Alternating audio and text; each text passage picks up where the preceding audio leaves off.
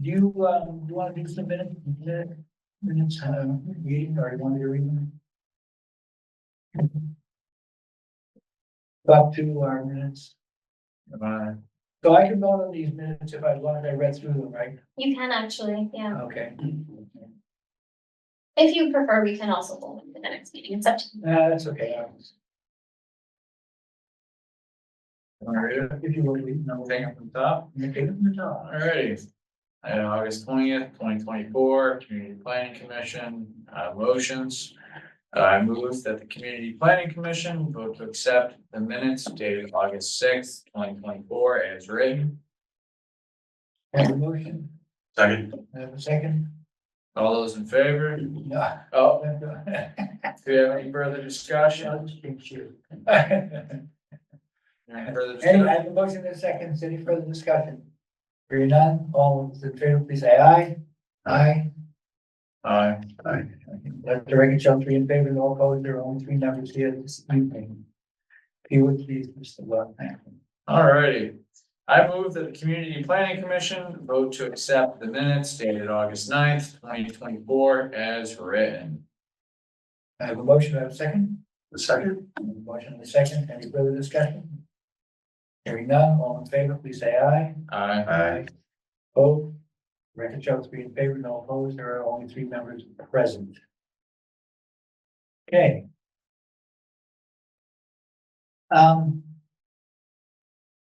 So we must have people coming from River Park, right? Yes. All right. And then,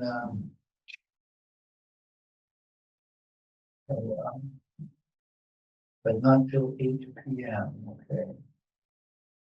So, you could talk a little bit about the new ADU law. That would be good. Yeah, there's a lot of stuff in that, and what we got from town council, but the new ADU law basically allows people to have to build an ADU as a matter of, as a right. No special permit, no nothing, so. And we've been working on one for a long time, but we put restrictions in, but this law takes all those restrictions right out. So that's it. So anybody that wants to build an ADU can do it. It does say though, that it is subject to some local regulations. And it doesn't specify how elaborate those regulations could be, but it does mention site plan review and a few other things. But what I was, on the one hand, it takes away the right for a special permit, but then it does seem to throw a few other things in the mix. Did you get the same? My sense is that towns are allowed to impose certain controls, dimensional, size, for example. I'm still learning more about what towns can do. So I have a workshop that the building inspector and I are attending next week, to learn Right. more about it. Saw that, yeah. So at this time, I'm still learning about what's been passed and what we can do. It does seem that site plan review is an option for these if we want to make these reviewed by site plan review. But we can't require a special permit in conjunction with that. So we do have to make sure that our site plan review language is clear. And actually, one of the articles that had been submitted for the purposes of the MBTA would actually work for that if we wanted to do it totally separate from the MBTA Communities Act. If we wanted to still change our site plan review bylaws to clarify that it's not a special permit, then that would enable us to do such if we want to. But I it don't know. also said that you were still allowed to impose some dimensional numbers like setbacks. You can Right. still impose setbacks. So that means that, and of course it says that if there's a lot that's got more than, then there's the merger thing in there, which I'm not sure how that got. That sounds like a separate thing. It's a separate thing. So I think that what Well, no, but this law is what takes the merger requirement out Yes, so I think, so my understanding is what KP did for us is they summarized all of the various housing provisions. Right. One of those things is the ADU bylaw, but there are other things in there. So there's that lot merger change. Yeah. And there are other things, but Well, the lot merger is for anything, not just ADUs. Yeah, but it occurs to me that if you, by giving us a couple of tools, and one of the tools, of course, is the setback requirements, because if you have a lot that's, well, it's got the 10,000 square foot, minimum, but if you had an 11,000 square foot lot, but it was only 50 feet wide and it was, however long, then there's no way you can meet any of the dimensional requirements for setbacks for a building. So that's something I So think that we would should. take it would take that right off the table. I think that we should look at what we do have the ability to do. Maybe there are certain dimensional controls that people would be, comfortable with. Like, for example, our setbacks right now are, 25 on each side, 40 and 50. Yeah. 40 and 50. So if we wanted to make them more stringent for properties that have an ADU, that could be a possibility. But I'm thinking that if you've got a lot that's only 10,000 square feet, more or less, 10,000, 12,000, whatever square feet, then you're gonna have trouble right from the get-go unless you build a house only 5 feet wide. But I don't even think you can build a house at all in any of our zoning districts unless it's, a pre-existing non-conforming. I'm sorry, you can't build a house. Well, if a lot were that small, I don't think you could get a building permit at all unless it were a pre-existing non-conforming. Well, that's not what it said. But, you're talking about if it were a merger and next to another lot. Yeah, if Oh, you didn't okay, merge, sure. if you had two lots and they're both over 10,000 square feet, normally the law would require that you merge these to make a 20,000 square foot, which is basically the minimum size we have in our single family zoning. So what that would mean is that you could build one house, but they're saying you no longer have to merge them, and you can use each lot individually. You can build on each lot. Right, As long as you can meet all the other things. They kind of throw a lot of things in at the last sentence. Including yeah, site plan review and dimensional requirements and, and zoning requirements, setbacks, those things all get thrown in to the mix. After telling you that you can't stop them from doing it, then you throw all this stuff in, so. but those things I think are not related necessarily to ADUs. Those are for any lot. Yeah. I think that that's what they're saying. Well, I mean, it's a separate part of Yeah. it's a separate thing that taking away that merges from. Right, But the idea, of course, is to take a situation like that and build two houses where you would normally only be able to do one. right. And so Yeah. it's an increased housing. And one of the things it said was, there's some things about what you can avoid some of the issues if you have a housing production plan, which we do. We do. The trouble with housing production plans is they don't really get you far unless you actually produce a percentage of the housing that you've actually discussed in that plan. So Right. we did a housing production plan, but it didn't get us safe harbor because we did not actually create the amount of affordable housing in the That we first had 2 hoped we years would plan, yeah. that we would have been We required to. didn't build any houses, the whole thing kind of. crashed. During those 5 years after the plan was done, we did not actually build any new affordable housing at all. So it didn't, interesting planning exercise, but it didn't get us safe harbor. Yep, I know. But I will look into whether there are any new advantages to doing a new housing plan. If we want to do a new housing plan, the old one is now But this, the expired. way, from reading what town council did, I just couldn't help but have the feeling that the other shoe isn't dropped yet, It's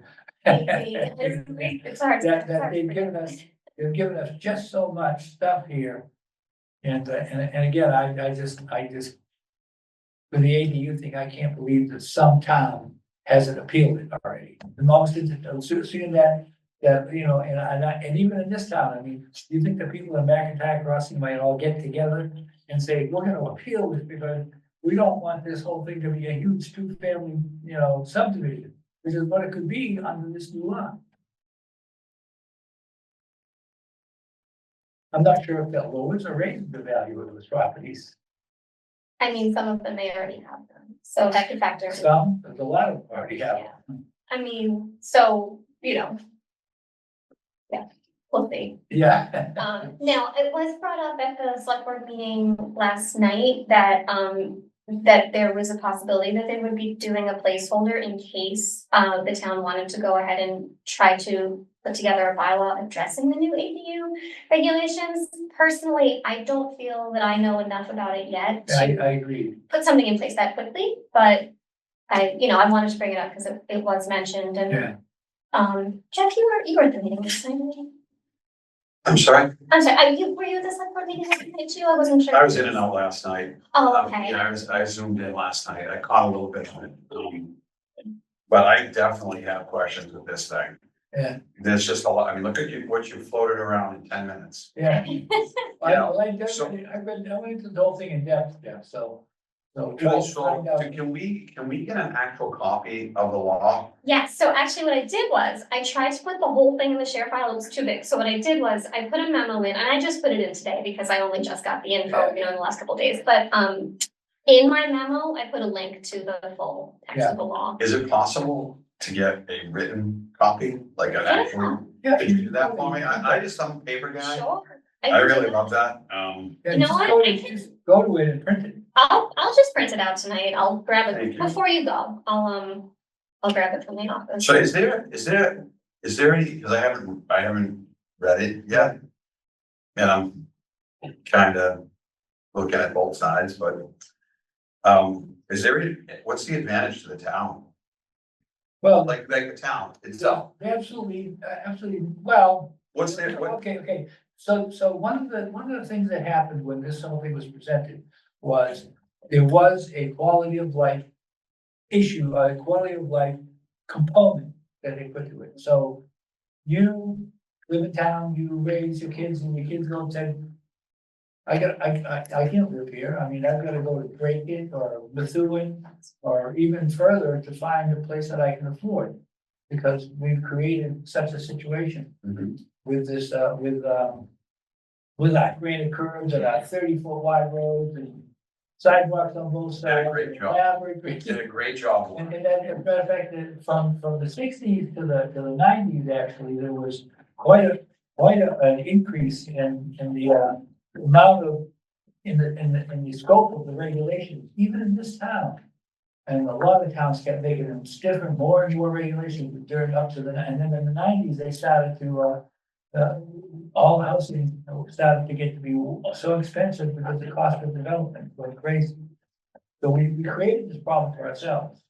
And it's abundantly clear that that's what we did, and not just us, but all of the, upper middle class neighborhoods. And we created this problem. So, We made the houses unaffordable, we made the development costs so high that we made the houses unaffordable. so what is the advantage to the town? With that, your kids be able to stay in town. There'll be So affordable housing.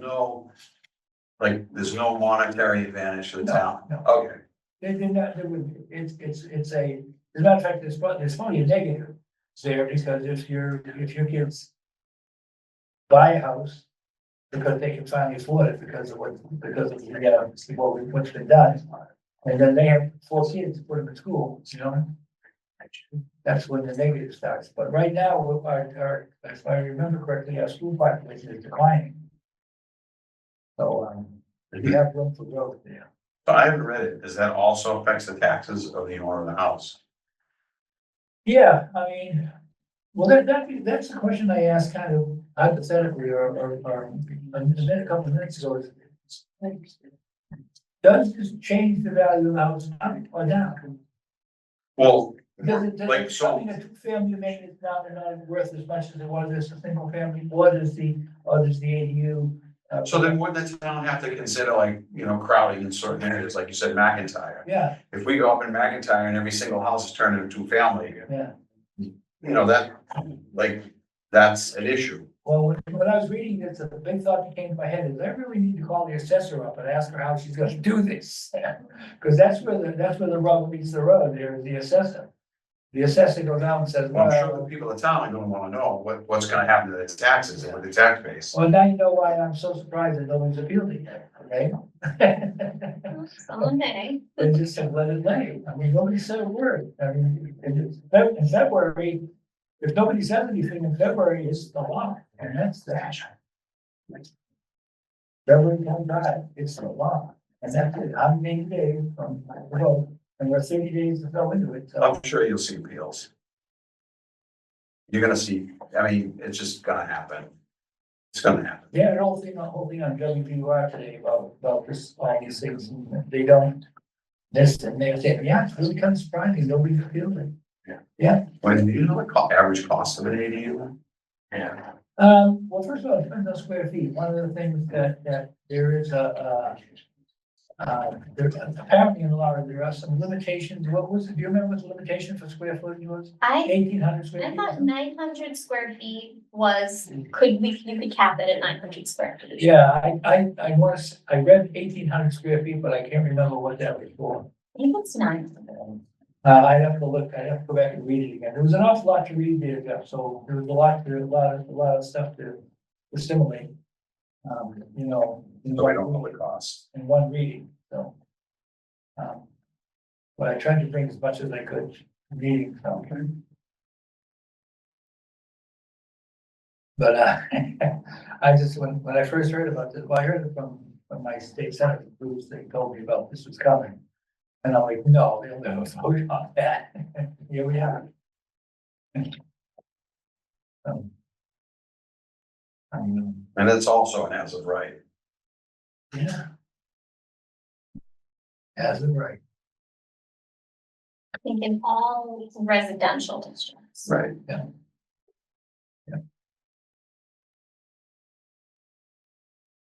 Well, during the, I think, and I don't wanna. Between the 60s and the 90s, I think they said approximately 900,000 units, housing units created. From the 90s to current, 170,000, that's all. So they're saying that big drop in the number of housing units that are produced over that time frame is one of the reasons that we have the shortage. But the reason for that shortage is that we made it too darn expensive. I mean, you know, with all of our rules and regulations. Yeah, aren't people like leaving the state in like droves? Didn't they leave like 35,000 residents? Did you ever watch that show, that's the Household of Games, Joanna Gaines, Chip Gaines? They're down in Waco, okay? They take people around these houses and they get them to buy this house and then they do a bunch of upgrades on it. But they go to these houses, you know, 4 bedrooms, 3.5 bath, If it's not- pool, huge yard and everything, and the homeowner's asking $192,000. I'm like, I cried all that, if I sold my house into my side. You know, Everyone also live there. well, I was gonna say that. well, I mean, I get Waco for the memory that everybody has of what wasn't good down there. It's actually quite the community, it's quite a thriving community, so. Well, you strike me more as a Texas guy anyway, more. Yeah. No, I'm New Englander, I can't believe it. Yeah, well, I don't know. But I mean, to look at what's, you know, You have cowboy boots on, don't you? not tonight, Oh, yeah. just the one. Shit games, but yeah, so basically we created this problem, and now they're trying to solve it by making it possible. By taking away the permits and all of the stuff you have to go through. I mean, I mentioned it as something I wanted to talk about this coming year, not even knowing this was happening. Yeah. But I'd rather see the townspeople come up with something they like, they're comfortable with, than the state just say, here. Well, this is a law, gonna be a law, I don't. How does that affect like, Unless somebody can. You gotta read the law.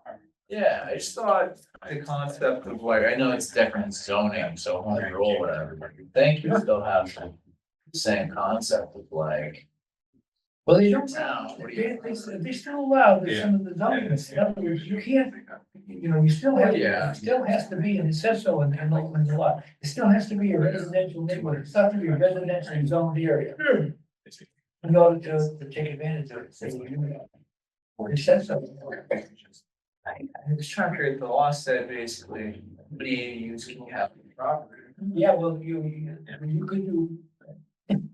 It said something about it, if you had more than one. I saw that at the end of, Yeah. it had something to do with the discount for better.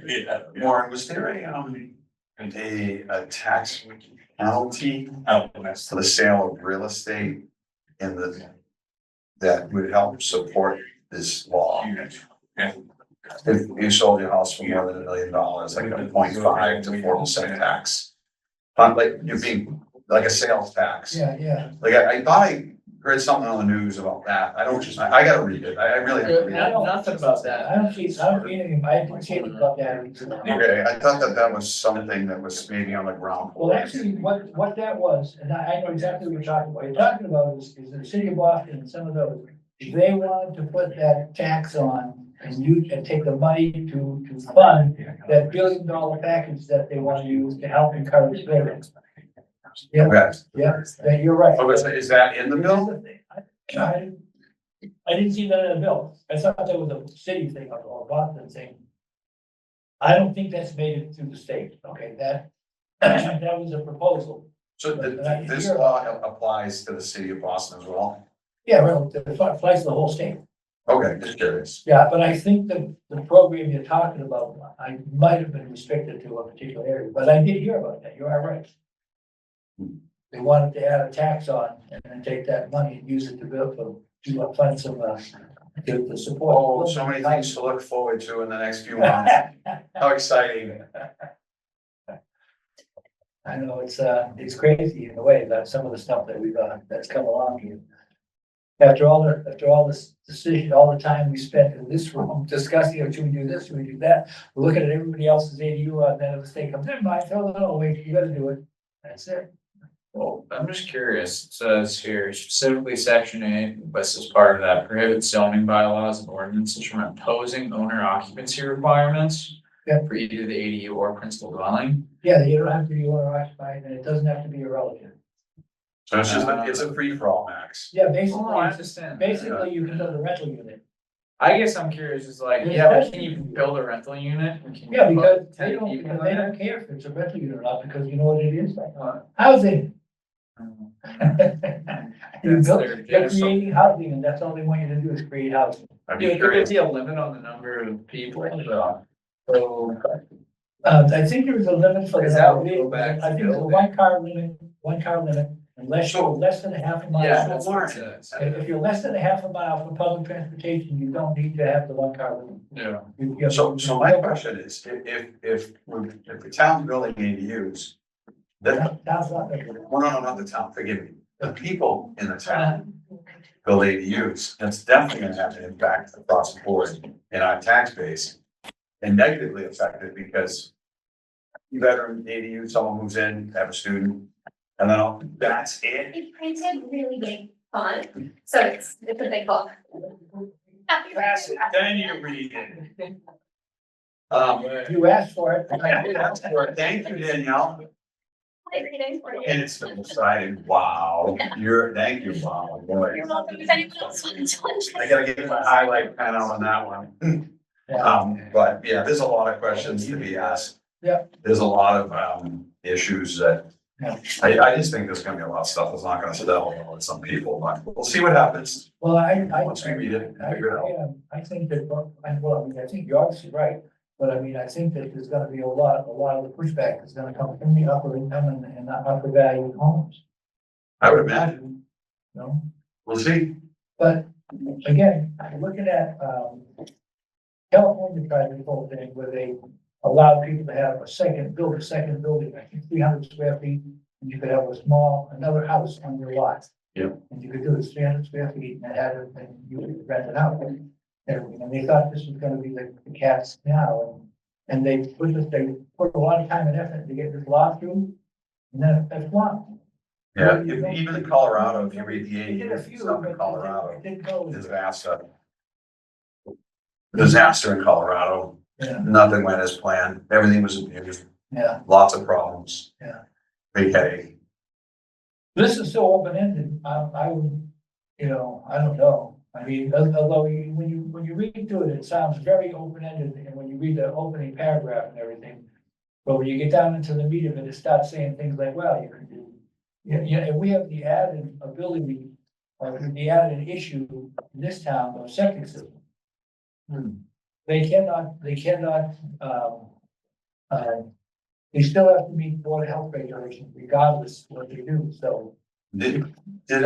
I mean, that would kind of keep that down. You think you gotta spend Well, 30 if you grand have- to put a septic in. Yeah, yeah. That's like, who's gonna do that? The upfront? Did our reps vote for this? Both of our reps, do you know? I don't know I don't know that they voted for it. I know they voted for well, they didn't like it. I mean. but- I don't care if you don't, if you vote for it, you don't like it, it's two totally different things. I think, I think. We'll have to find out about No, I'm that. sorry, I think they both voted against it now. Okay, I'll have to I ask them. talked to Brad about it, he said he needed, him and Bruce didn't like it, and we voted against it. But of course they were, they're buying on Yeah, we'll have to talk to them too, see what they think. I'll be real curious. in the legislature. Yeah, I'll reach out to them. Yeah, well, I mean, what you. I'm just curious, I mean, where they stand on it and why, and what they think. Already. So boring. Yeah. Yeah. Okay.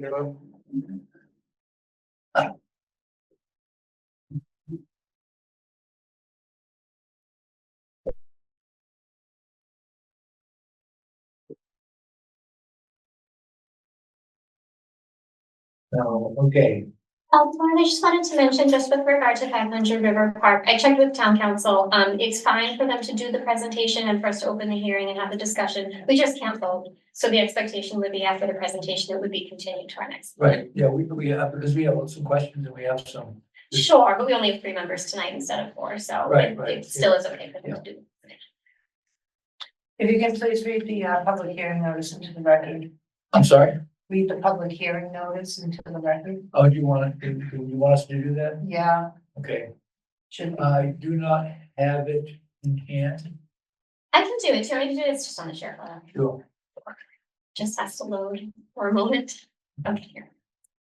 Notice is hereby given that the North Reading Community Planning Commission will hold a public hearing on Tuesday, August 20th, 2024 in room 14 of the North Reading Town Hall and online at 8 p.m. on the application of Kearsarge River Park 1 LLC for a site plan review entitled Site Plan Grid ESS at Teradyne, 500 River Park Drive, North Reading, Mass, dated July 22nd, 2024, for the property located at 500 River Park Drive, North Reading, Mass, map 1, parcel 5. And then followed by instructions for how to participate in Zoom.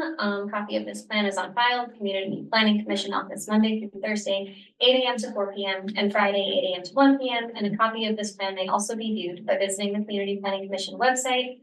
Website is given, advertised in the transcript August 1st and 8th, 2020. Okay. So the applicant, do we have applicants? We'd like to go. Yeah, you can, yeah, if you want. All right, we got the army here. Okay, So I can introduce myself and the team with me here. okay, please. I'm Edward Teitelbaum at Kearsarge Energy. Gave us some copies of some slides that we can put up digitally, different copies of that in front of you. Table, and do a double side today. So David, our team at Kearsarge, we have Matt Phelps here from Reading Municipal Light. Right here. Glenn McGillicuddy is our electrical engineer. And then John Soy and Mark Pricer are our civil engineer. There's a digital copy. I can screen share this if you'd like. You can sit at the presenter computer and control the slides if you would like. Just go to screen share. You have somebody in Zoom waiting there? No, that is from that computer. All right. Yeah. Let's see. Okay.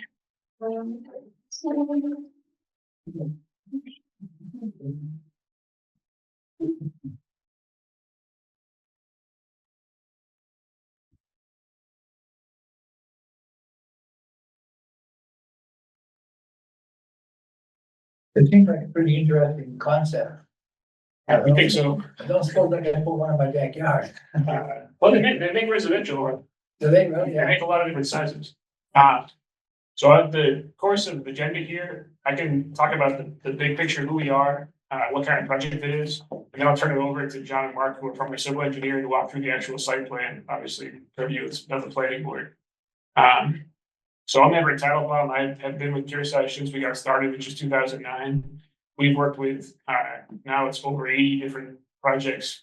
Many of them are with municipalities and public organizations, wastewater plants, school districts, and other light departments in the Commonwealth and now in New Hampshire and New England, more generally Rhode Island as well.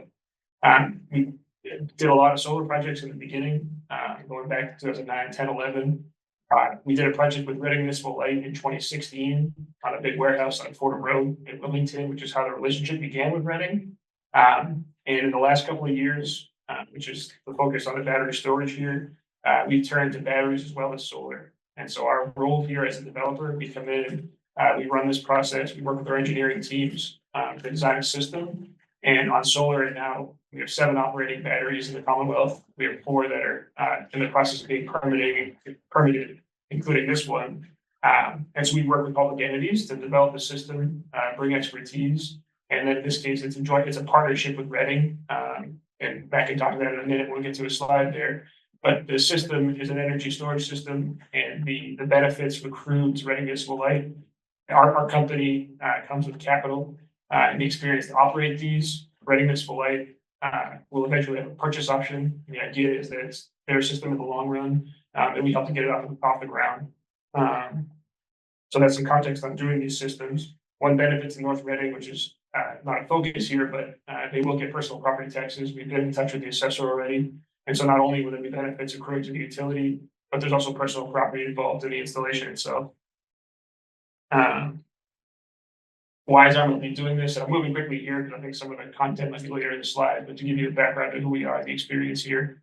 So RMLD is going to get grid infrastructure reliability out of the system and significant economic benefits. There's a slide coming up on what the battery is going to do, but the big picture is power is cheap overnight when there's low demand across the whole regional grid.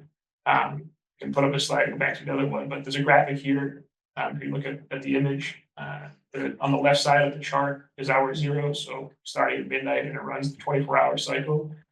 When power is cheap and there's low demand on the grid, the system's going to fill up, it's going to charge batteries. The next afternoon, early evening, when power is most expensive and the grid is most taxed, the system will discharge. And so we work together with RMLD to facilitate that change in power. And so that allows for avoiding costs of the most expensive power of the period of the whole day. There's monthly peaks, there's annual peaks, and the system is designed to target those peaks. There are more and more batteries like this across Massachusetts and New England. There's over 130 systems already operating in Massachusetts that are comparable scale of a greater than 500 kW up to 5 to 10 megawatts, which is the system.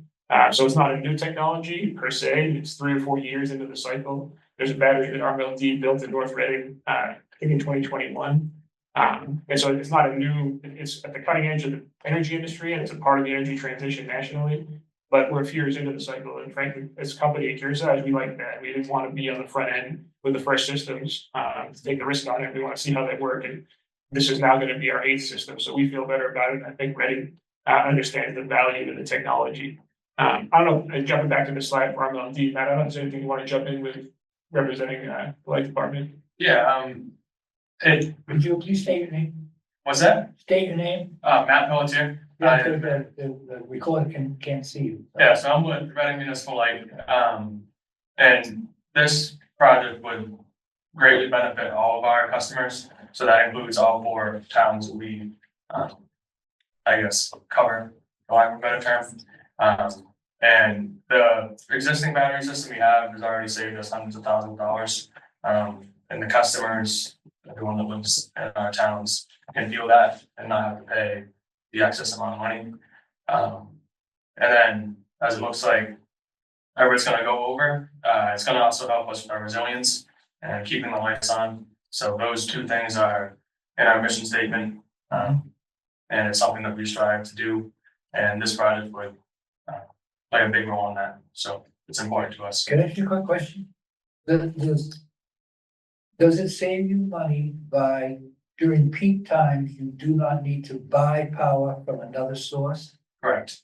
So we the would buy, difference in the cost of buying, what you would spend buying power from another source and taking it out of your batteries, that's where the savings is. yeah, so Okay, that wasn't clear, so I just. for example, we would buy it for easy numbers for at $50 at noon, we would buy that energy. And then when everybody's getting home and turning on their air conditioning and turning on the lights, fans, whatever, then we would discharge that energy when it is at $100. So we're not, you save $50 in that transaction. Yeah.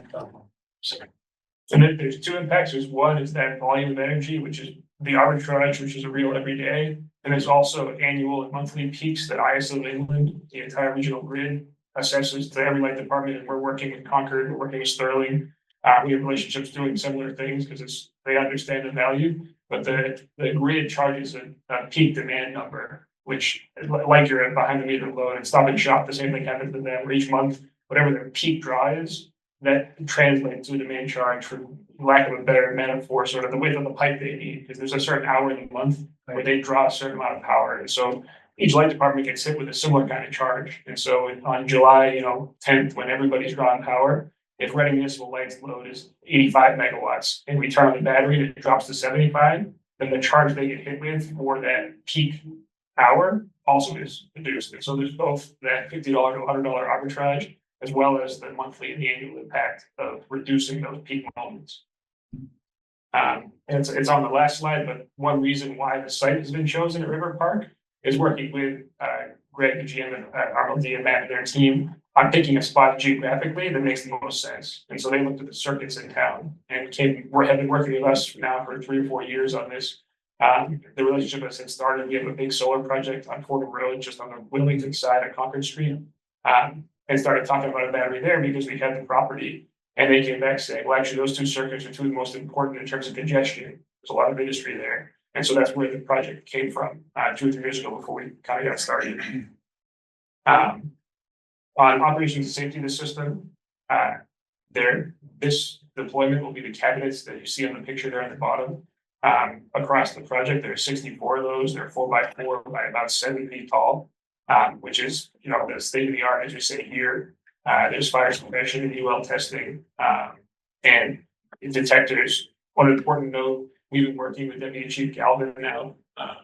We first met with him probably 2 months ago now.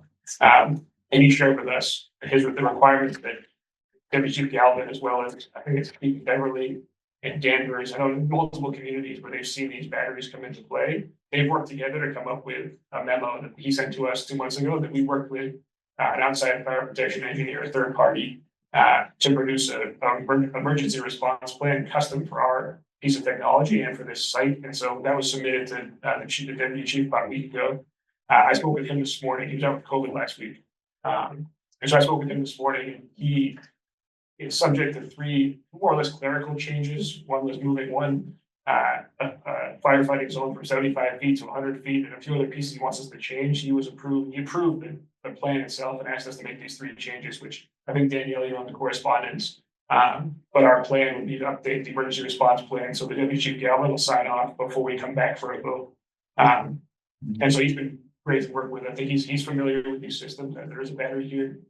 It is one of the first questions we get, and it's, he's thoughtful about it and has seen this stuff before, which certainly helps us, because sometimes you're going up a curve where fire officials haven't had a system in town yet, and there's a lot of education there, but we started with him, he understood because he's seen these before.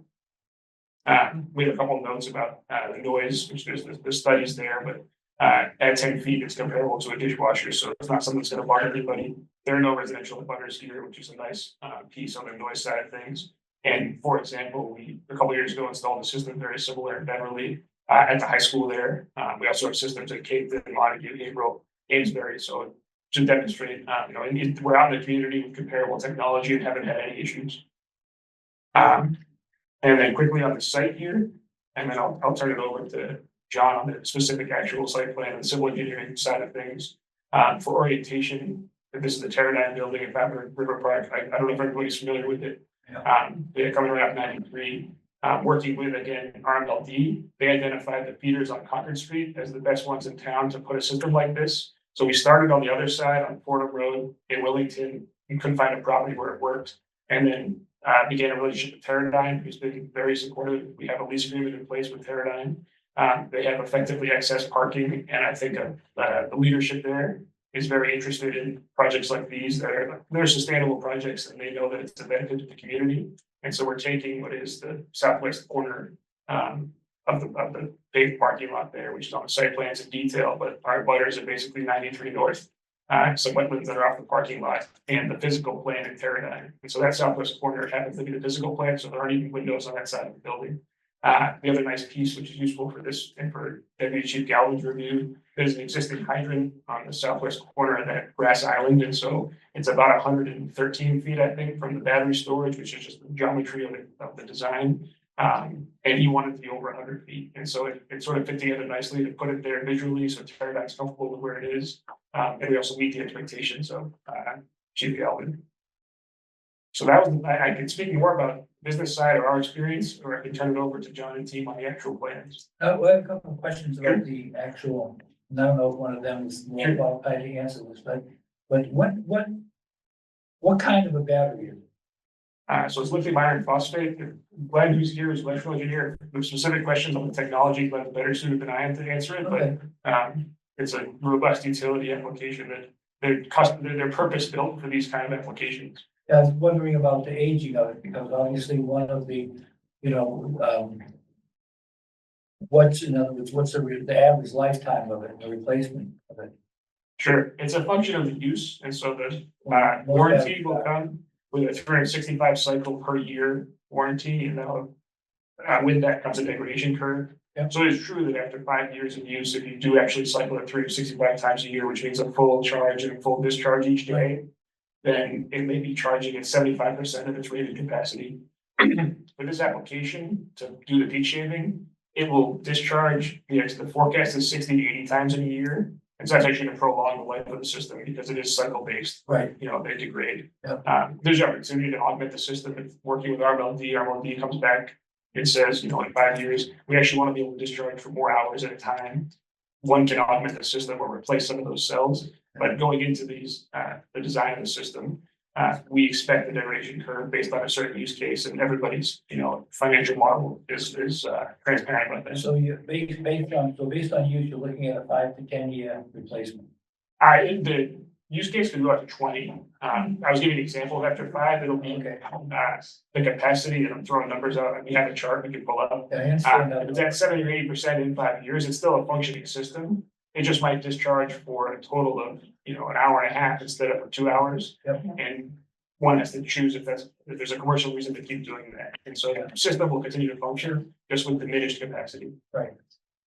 Well, that was one of my concerns. I know, I know that you have to be careful with that. And what the batteries were made out of, which is why I guess Barry Galvin wanted to get some distance. Right. Make sure there's no issue with it.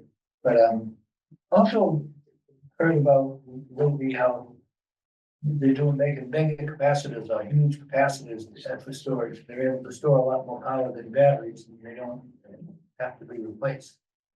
So that, it sounds to me like even if you got the system in, by the time they develop that technology, well, you could just been replacing it and it would continue to operate.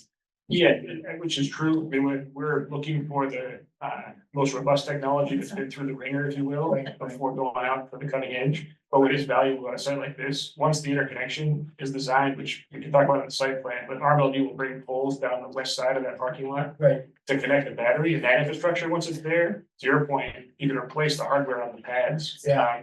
And Whatever the latest technology. right, and the infrastructure is in place on a site that is a pretty good use for this, because obviously, given the neighbors, there aren't, other uses. I think the whole thing is an excellent idea, though.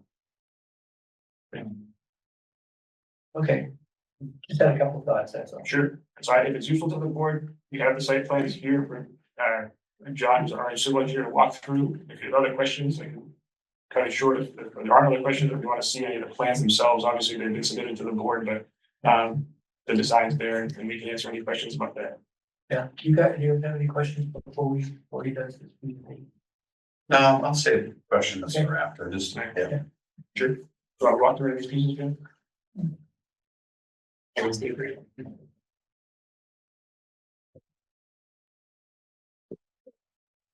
My name is John Stoy. I'm a civil engineer with RJOC. As Eric indicated, the proposed ESS or energy storage system is going to be located in the southwest corner of the rear parking lot to building number 500. It's the project is within the industrial office zone and the aquifer protection district. The ESS will be completely enclosed with a 7-foot high chain link fence, and also it'll have gates to allow accessibility for maintenance and removal if necessary of the batteries. The existing pavement within the ESS is gonna be reclaimed and processed into gravel. And then that gravel is gonna be put back in the ESS. So we're gonna be increasing the amount of pervious area. So that's a good benefit for the aquifer protection zone. In addition, the parking, to minimize the parking loss, we're gonna rearrange realign the existing parking in the back there.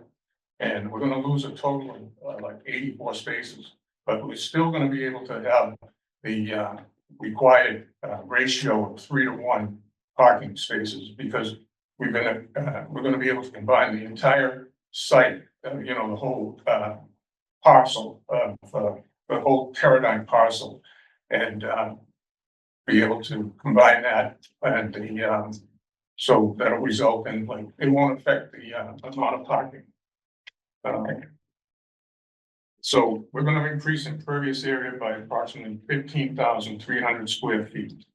So that's, that's good amount in the aquifer protection zone. And other than that, that's about it. I mean, we're gonna have, like Everett indicated, we're gonna have the poles running up the west side. But that's all, and that's pretty simple, straightforward. And I think one note on the pavement stockpile, we reached out to the Concom, our wetland scientist, because there's a wetlands line out to the west, I think going towards 93. Some of it's, there's man-made structures and wetlands that are out there in the woods.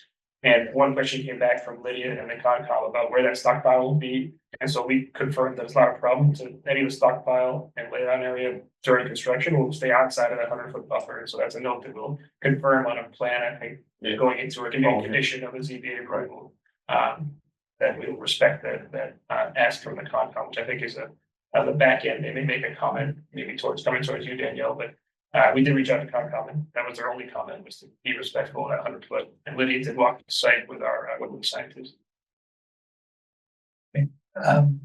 Just when you wind up that hot top, you don't put anything in to keep it from setting back up. Could you pack that down? It could pack down pretty hard. Well, when they grind that up, it's gonna meet the requirement for Road base. gravel borrow.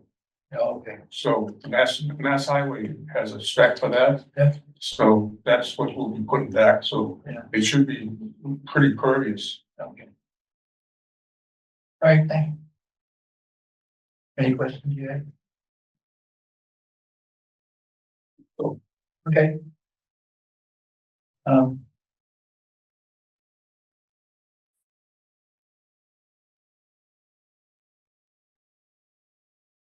Do you have anything else that you wanted to present? Our only other request is just timing. It's time sensitive coming from the RMLD team to put this in place this year. And I know the meeting schedule is a challenge, given the primary election on 9/3. And so I think this would continue to 9/17. If there's any way to advance that timeline, it would benefit the project and RMLD, but I understand that there's, just realities of the schedule of the planning board, or the planning commission, excuse me.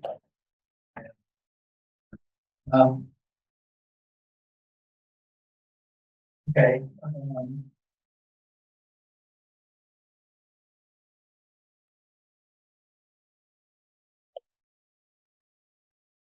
So I guess a little bit around, we have a couple minutes for our next hearing, so a couple of tech questions might be of interest, but and obviously batteries have got to produce DC. And you've got to make it into AC, probably 3-phase, right? Yes. So are the inverted solid state type or mechanical? Okay, but I'm going to take it as a special, our electrical engineers here in the room, so before I jump on it, and they're on pads in the plan, which we can jump there. They're essentially switching power supplies, and so inverter it's more of a solid state, it's not mechanical. Can I have your name, please? Oh, sorry, Glenn McGillicuddy with Milton Capital. I think it's an interesting concept, the way it all works and everything, and it's the only thing that. Yeah, is the battery, you know, what's the safety level of the battery, because one of the things you see is. You know, somebody can do, lithium ions, they'll start on fire all by themselves. So that many batteries in that space could potentially create quite the problem. Yeah, this system is a little more safer than that because each cabinet, as Everett was pointing out, is they're isolated, so that's one string batteries, so they're in a steel cabinet. Yeah. So you can't, if they're in a container like a tractor trailer truck, Yeah. they tend to like start to ignite themselves off. Plus they go through rigorous standards that automotive batteries don't necessarily do because Right. we're in a different class of batteries than automotive batteries. What So- are they more like more like a lead acid battery, or are they No, they're not solid, not gel, right?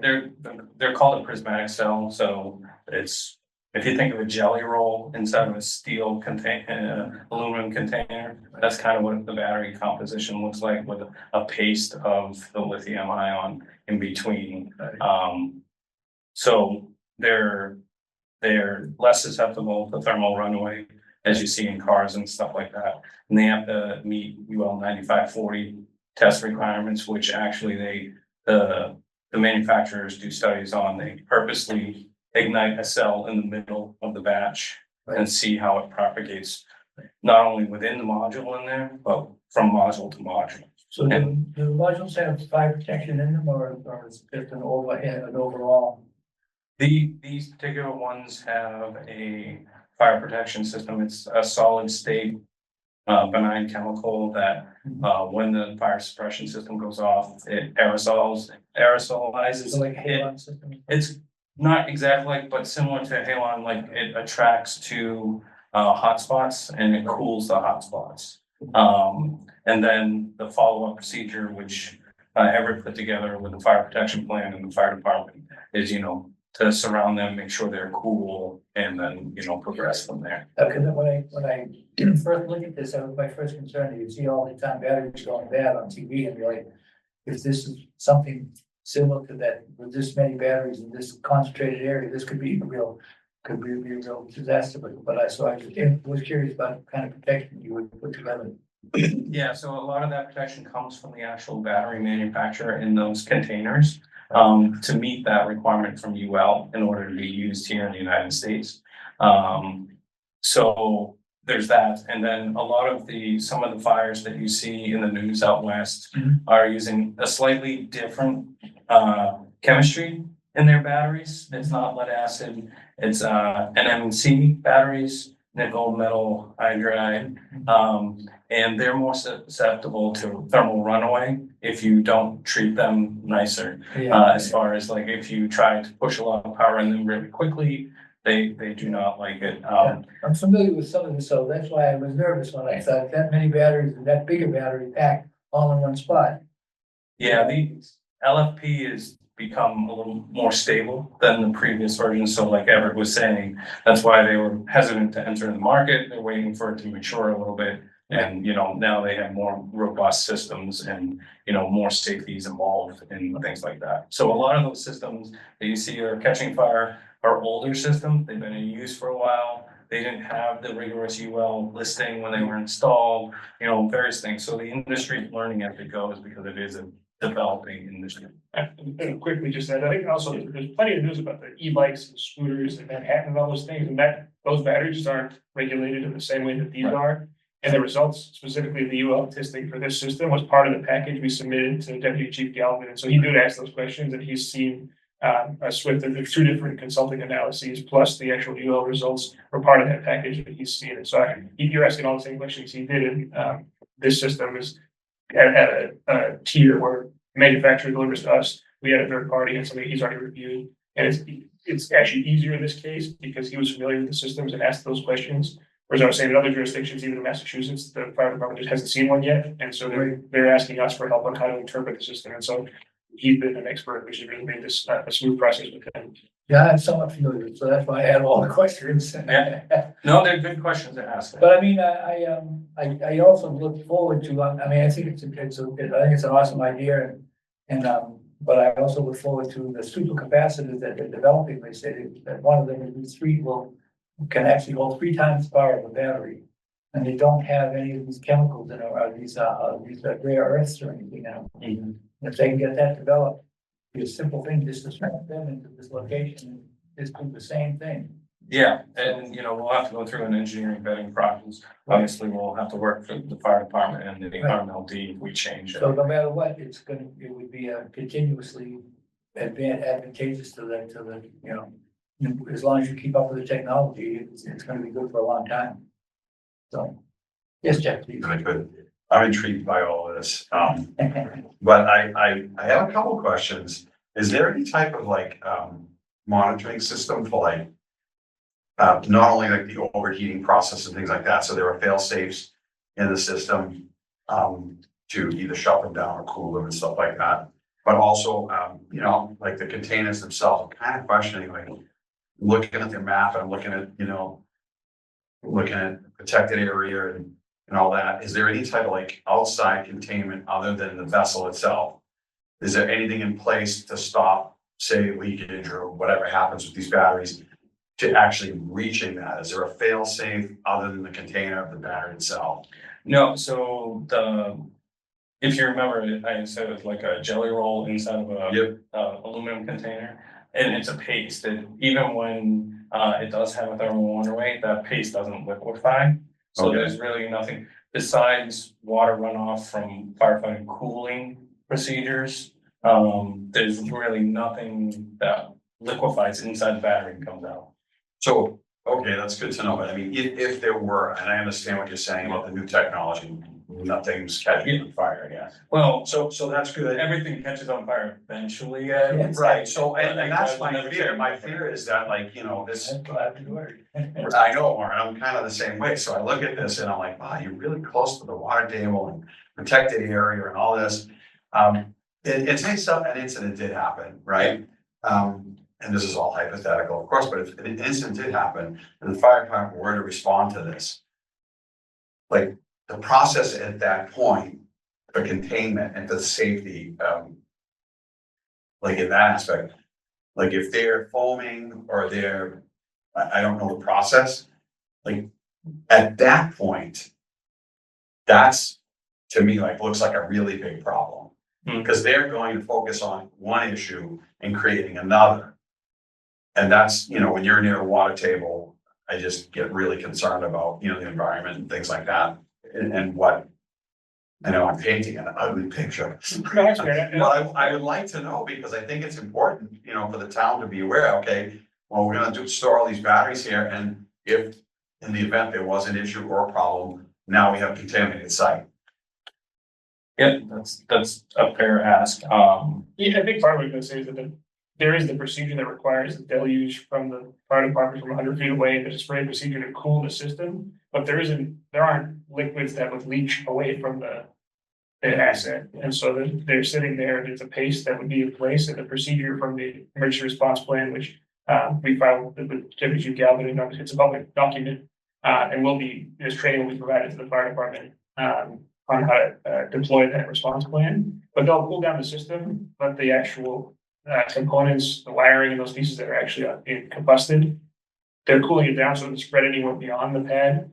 And there aren't chemicals or chemistry that can actually leach away from the system. It's not saying because there aren't liquids in the system, and at heat they don't turn to liquids. So there's nothing that would wash away water fighting a potential fire. What's the distance between the units? In other words, how close is one battery to another battery? So each steel container is separated by 18 inches, and that's what the independent fire department studied.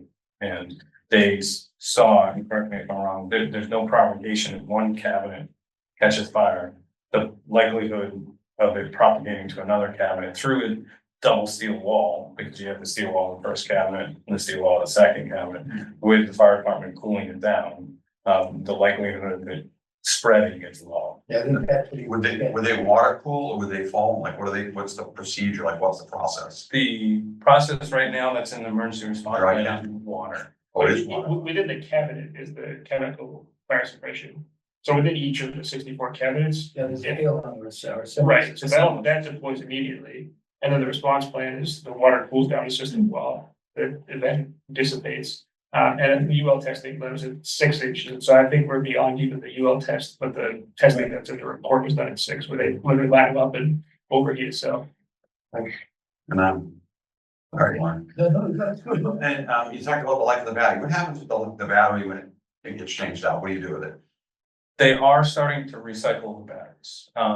So the first layer of recycling is, as Everett was saying, like, say they get to year 15 and it's just not worth, like, the capacity is diminished enough, so it's not worth to keep the battery running. There's still some capacity in those batteries. So the first thing that happens in the recycling process is they sell the cells off to third parties that will put it into less critical infrastructure, and they can use those batteries as they decay even longer. So there is a portion of the commercial market now that's actually doing that, taking spent cells. They're still good, but they don't fit the original application and putting them into a new application. And then when they're completely dead, they recycle them. As I said, it's in an aluminum case. Actually, we have one at the office. An example, I should have brought it, but it's in an aluminum case. They can take the aluminum out, recycle the aluminum, the plastic obviously, they try to recycle as much as they can out of it, and any other metals from the cathodes. And what about that jelly stuff? What is The jelly stuff? I'm not 100% sure what they do with the jelly stuff. The lithium ion paste. Yeah. So That'd be good to know if you could find that out. yeah, I've heard they're working on ways of recycling it. I have not, stayed up to date exactly what they're doing to recycle But it. they're starting to recycle a lot of the batteries, so like for the Teslas and those cars. Matter of fact, one of the companies that was doing the recycling claimed that the recycled batteries actually have 20% more power than the brand new battery, 20% more capacity than the brand new battery. That's how they're able to recycle them. So I'm hoping that whole trend continues. Because that way what they're after when they recycle is all the rare earths and metals in there. Right. That's what they want. If they can reclaim those, that's integral. It's an important part of the rebuilding the battery. So. Right, and I think right now what's going on is the third party world of taking those not quite spent batteries and other people using from other uses is driving the market right now, because we really haven't been to 20 years yet when, with LFPs to be like, okay, they're totally dead. Now what are we gonna do with them? Yeah. But there are people working on them currently. It's just not a lot of batteries have hit their end of life yet. It's the problem. So it's a really good question that he's asking, and the answer that we haven't got to the end of life and found out what happens means what happens if one day we come up and there's like a pile of dead batteries in the backyard there, right? That's what I'm getting at. I know. I just, I look at this and I'm looking at all those containers and I don't think I've ever seen batteries that big. Mhm. And I'm like Warren, I watched all the food videos and it's kind of crazy. And it's just the environmental impact on what happens in that area. Yeah. Is really the concern I have for the, for the town. And That answer would be good if you could find it. With the recycling answer. What happens to the goo? Yeah, what happens to them? And I would jump into to add that the responsibility to decommission the system remains with our company, Right. unless and until RMLD buys it out. So the way the contract's set up between our company and RMLD, they have the option to buy the system at multiple points during a 20-year period. I think that oftentimes the industry sets up this way for public projects where there are tax benefits and structuring why private companies involved at the start. And the public entity retains the buyout option because of their cost of capital. At some point, it probably makes sense for utilities to own these kind of systems. And Yeah, so but if they buy it out from you, they still need to hire somebody with the knowledge to maintain it. correct, but I'm just for the planning board's comfort, the planning commission's comfort, it's our responsibility Okay. until Reading chooses to take that on. And so liability remains with Cure side unless RMLD chooses to take it off. Okay, well, this is a public hearing, so, I am gonna open up to the public to see if they have any, serious questions. And we're fascinated by it, so we'll tie you up here, so I'm gonna open it to the public, and anybody that has any questions about this, and if they would, ask it through the chair, and, you should have stated your name and address before you ask your question. Anybody that has a particular question, can? They're gonna be back, so you can think about it and come back to the next meeting and everything, so, okay, so I'm going to continue this, and do we have a continuation? You think everybody on Zoom? Yeah. Right? I think we have people on Zoom. Yeah, everybody on Zoom have a question, we can ask that. I don't see anybody. so. The hand up. Not this time. I'll make a motion. Hang on. Did we have a hand up? No, no. Okay, all right, okay, just making sure. Please. Alrighty. I move that the Community Planning Commission vote to continue the public hearing for 500 River Park Drive until September 17th, 2024 at 8 p.m. Okay, Second. have a motion and a second. Any further discussion? We don't really, I know you were looking to see if we could do something quicker, but I don't think we have the ability to do that. I think we're pretty much stuck with this date, right? If you knew a date that all the four of you could be present prior to that, I know we can't meet on the 3rd because of election day, but if there was another night that you wanted to continue it to, that, you know, was before that date. Yeah. You can continue it to any time you want, we just have to. Well, we're gonna continue it to this for right now, because we know we can do this without any questions, so. When Dave comes back, we'll talk to him. We just couldn't be able to do it earlier than the 17th if we continue it to the 17th. Okay, all right, so we are gonna be in the 17th, so I have a motion in a second, any further discussion? Hearing none, all in favor, please say aye. Aye. Aye. The record show 3 in favor, no opposed.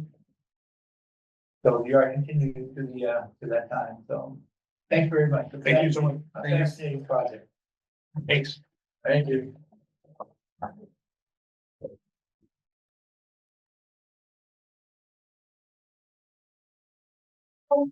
Here.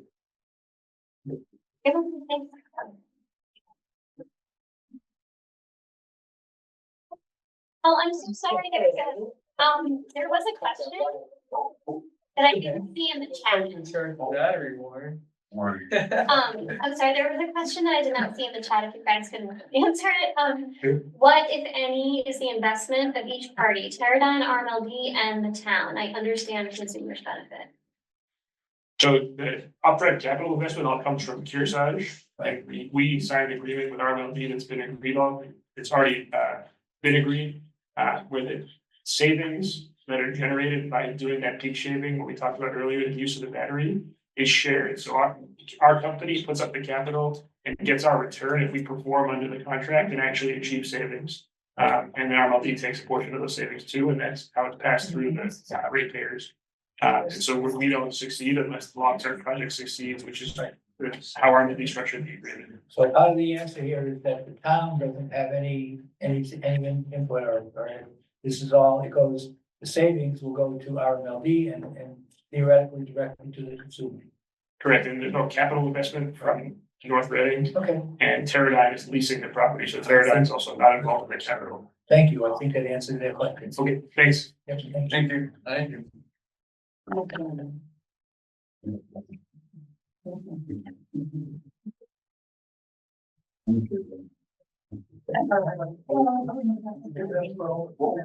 It's the heavy. I want you to read YouTube videos. I know, I'm. Well, when we go out, we don't. All battery. So, and also are my concern whether or not they were gonna use our mechanical converter because. That's another. I probably Warren would like to see this. If there's another site that they have, because I'm also concerned with like general maintenance and monitoring and. They have a timeframe, so they're gonna need to get their approval. Keep going along here, so. So if you have serious questions that you could write down and give to Danielle, maybe they can respond in writing, or let you know, have all your answers for you before the summer. Gotcha. Okay, otherwise, that would all that happen. The project is. Okay. Thank you. Okay, we have 7 Anthony Road and 346 Sable Street. Subject modification. Read the public hearing notice. Are you gonna read the public hearing notice? Notice is hereby given that the North Reading Community Planning Commission will hold on Tuesday, August 20th, 2024, in room 14 of the North Reading Town Hall and online at 8:30 p.m. on the application of JCJ Realty and Germano Family Trust for modification to a definitive subdivision plan entitled 17 Anthony Road and 346 Rear Haverhill Street, North Reading, Mass. Dated 12/6/22, last revised July 17th, 24, for the property located at 17 Anthony Road and 346 Rear Haverhill Street, North Reading, Mass. Map and parcel 213-30-61 and 213-47-25. Zoom information is given and a copy of this plan is on file with the Community Planning Commission office Monday through Thursday, 8 a.m. to 4 p.m. and Friday, 8 a.m. to 1 p.m. A copy of this plan may also be viewed by visiting the Community Planning Commission website. Website is given, advertised August 1st and 8th, 2024. In our Thank you. Good evening, Bill Hall with Civil Design Consultant representing the applicant. As was mentioned, we're here for a subdivision modification. I'll just go over this very briefly because I'm sure you're all familiar with this project. It's basically one new face on the board that wasn't here when this was approved. So this is a 6-lot subdivision off of Anthony Road and also has frontage along Haverhill Street. The Haverhill Street portion is a rear portion of the lot. As you might recall, we're coming through 17 Anthony Road with the access up through a utility easement with National Grid and then ending in a cul-de-sac. 6 lots, we're proposing 5 dwellings. This one here is a backland lot that's almost entirely within the National Grid easement. So back in November of 23, this project was approved. The Conservation Commission issued an order of conditions for the project as was approved by the planning board. That order of conditions was appealed by a group of abutters, and DEP issued a superseding order of condition that supported the original order of condition. That superseding order of condition was then appealed again by a group of abutters. And through the appeal process, an agreement was reached that among a handful of other requests that we would be presenting before you a waiver to reduce road width from 28 feet as was approved down to 23 feet between the curves. So you'd still have curving beyond the 23-foot paved width. So that's what this plan here proposes. That's the biggest change on the plan, is going from 28-foot paved width down to 23. Because we went from 28-foot to 23-foot paved width, we were able to expand the ponds that are here. So the pond in the cul-de-sac was expanded slightly because, again, reducing that width, as well as the 2 ponds at the entrance of the property. Again, it's really not that big of an expansion. It's only a few feet on either one, but it is notable. The only comment that, well, we received 2 comments. One is that if this were approved, we have to go back to conservation just so that this is now their plan of record for the order of conditions. And that's fine. The second comment we received was from the fire department, and what they had requested was that Sure, yeah. Okay. I'm sorry, just No, want no to screen share. So the fire department had requested that in exchange for going down to a 23-foot width, that we sprinkler the houses. That is not something that the applicant would like to do. As we believe that we're meeting the NFPA regulations for fire access because we're greater than a 20-foot width. And we have fire hydrants on the property. There's, zoom in here. Oops.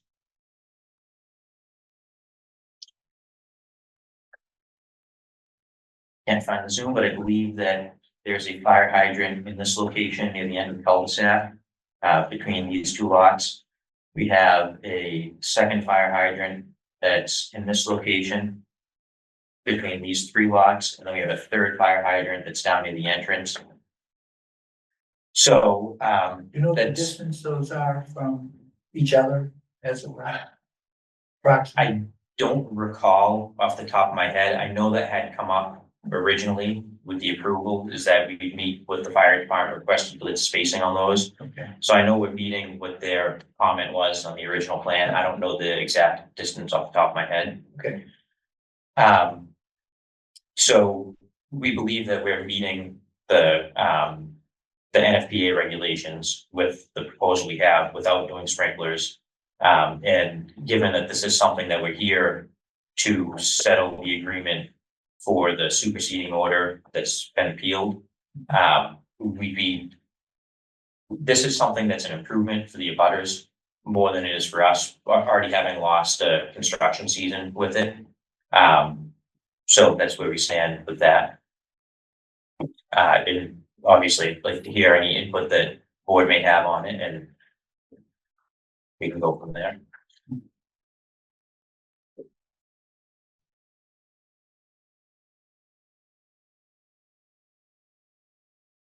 Okay, I read through the whole report there, so I understand everything that was done there. I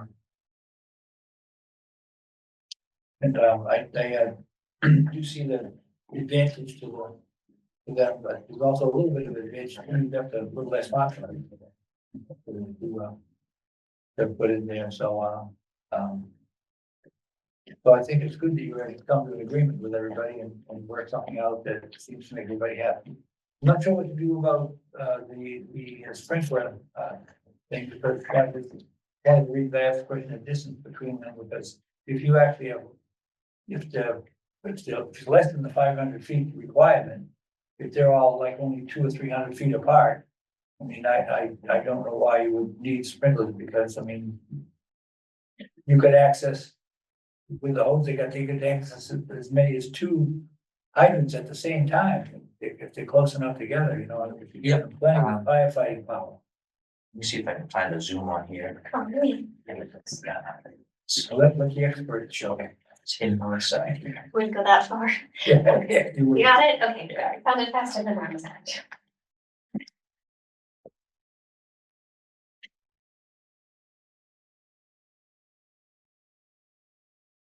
Have you ever picked a plan? There's no change from the 23 plan, right? So, Not on the hydrants, no, but hydrants go, no. we gotta pick a plan with scale. You got it. I will do it. No, it's- Um, I mean, we're gonna discuss that The, particular request, then we need to know what kind of, what we're providing. yeah. Be an undue burden on the developer and have to do this sprinklers. Right, you're talking about trying to reduce costs of development. Yeah, I know. We're trying to do proper development so we can sell houses for a lot of our money, here we go add another one on. Yeah, that's what I'm saying. So this week talked about not doing it, huh? And some like why are they doing sprinklers for the railroad? Only because they have such a long distance to hydrant. Yeah, but if they have hydrants here, why don't they go on?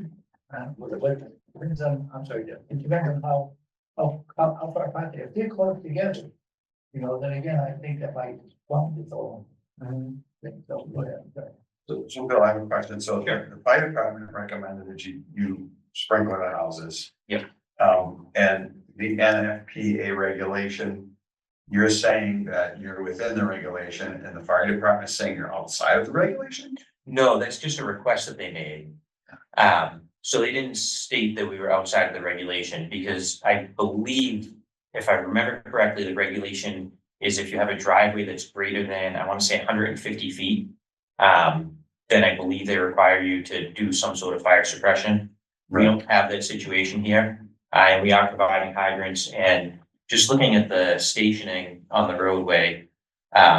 The separation from the hydrant that's in the cul-de-sac and the one that's along the bend of the roadway is approximately 300 feet. And then the one that's along the bend is right at station 500. The one that's close to the entrance is at station 50. So if you follow the length of the road, that's 450 feet. The applicant is here. If it's a matter of adding one hydrant. Yeah, so if it's adding one hydrant between those first two, then that's something that we could do. So then we have about 250 feet between every hydrant.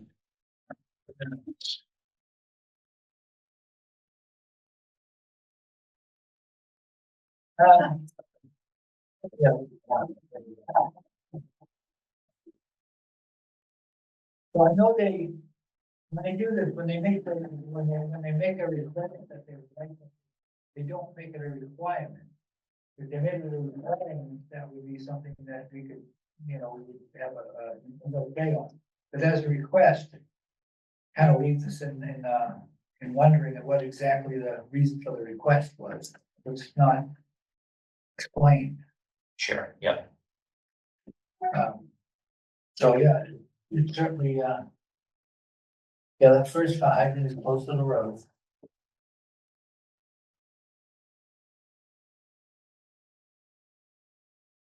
And you're less than 500 in the first, to the first one. And it looks, and yeah, maybe a little more than 300 for the next one, so. That's well within the 500-foot requirement. And we'll why they would, They traditionally ask for that all the time. But here's the reason, that sprinkler systems are not real expensive to put in if you put them in new construction. But there's a component, there's a maintenance component, there's an upkeep component. And if anything goes wrong, they can make a mess and so forth. I mean, you get a little bit of a decrease in your homeowner's insurance, fire insurance. But if something goes wrong, with the system and it fills one of the rooms up with water, then your insurance company's gonna pay to help clean that mess up, so as the fire department, I mean, I personally would probably have a hard time disagreeing with them without actually knowing like what's. Why they want it. Yeah, like, cause if you're within the requirements and the FPA, it's not like everybody's within the regulation and doing what they're supposed to do. Yeah, they can ask for it, but I don't know, something, it just doesn't settle right, I guess. Well, I guess maybe They say that the suppression system saves lives because it's there when the fire starts. That's it right there at the beginning. So that makes the job easy. every single house would have a suppression system in it, and there's some statistics as far as the number of lives it saves a year or something, but I don't know what they are, but I've been told. But again, it's an added cost to the house and a maintenance cost as well. And like we were talking about a little while ago, earlier tonight, we keep doing this and keep causing the costs to go up and up, and then we wonder why the houses have to sell for so much money. So we've created this housing problem on our own, and this is just another example of what happens. And I don't have the comment in front of me right now, but if I remember correctly, it was simply that they're requesting this in exchange for the waiver down to 23 feet is all that they said in their comment. So no specific. I'm having a hard time correlating those two things though. Why would the changing down to 23 feet is the fire is only 8.5 feet wide, 8 feet wide? Yeah, I'm not sure. We did provide an updated turning template showing that it does make it through the entire roadway and turn around in the cul-de-sac and back out. I'm not sure. I don't know, Danielle, if you had any conversations with them. No, I didn't get any further explanation other than what was in that memo, which really was in exchange for the waiver. I can only imagine it has to do with, a perception that the narrowing the road width could have additional implications for firefighting, but I don't know how. Well, I think that, so one of the things about, these roadways and the reason we went to these 30-foot roadways and, because car dies or gets stuck in the wintertime, blocking the road, can't get around it. And if there's a fire, you can't get around the car. So, with a 30-foot wide road, yeah, you probably plenty of room to get a plow around it or something else, but with a 23-foot wide road, you think about it, and in the worst case scenario, could be a wintertime scenario. And then another thing that happens on these, if there's not adequate parking in the driveways, and they have friends, or just even, a party or something, and they park in the street. Now, there's barely enough room that once you start parking cars along one side of a 23-foot wide street, there's not a lot, there's no cars, two cars are not gonna pass each other on that road now. So, car coming out, fire truck coming in, and there's no place for them to go. Except maybe in somebody else's driveway if they can get to one.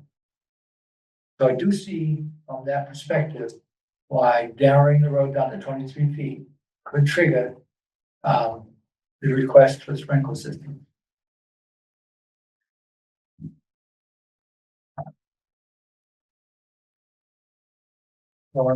Yep.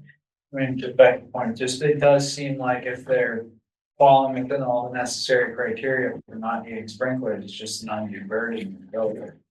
Which is like, do they really want to do doing that?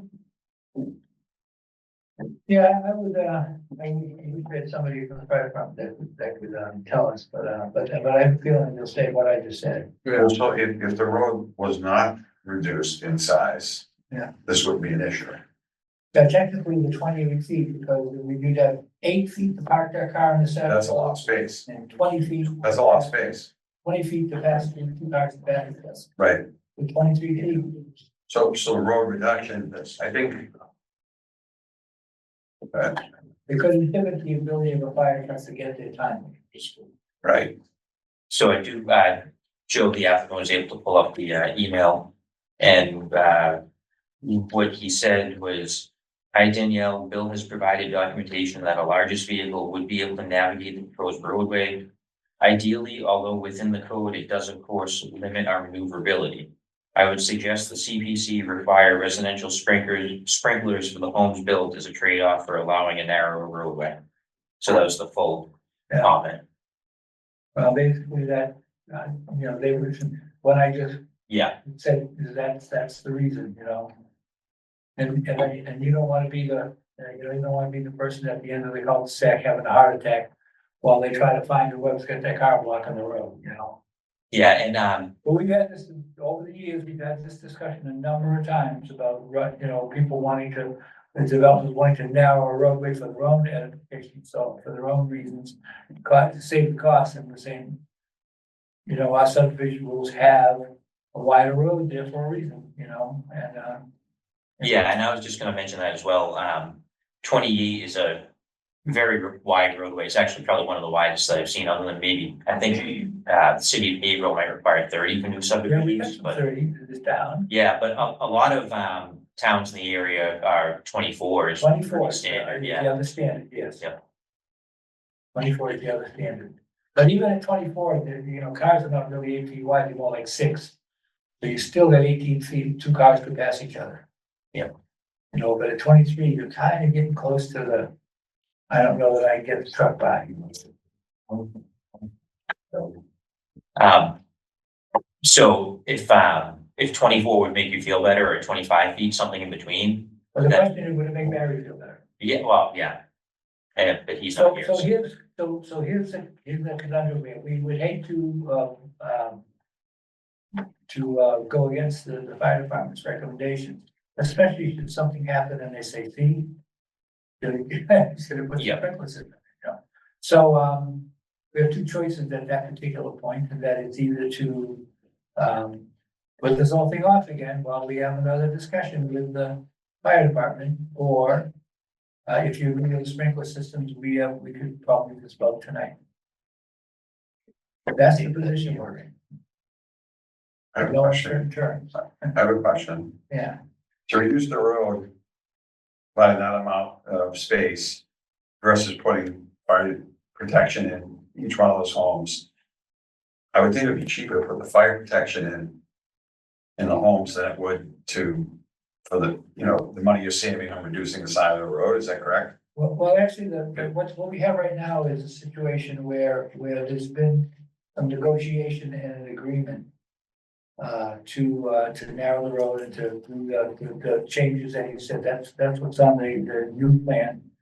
And that was a negotiation with conservation and everybody. If we make any changes to that, it's back to the drawing board.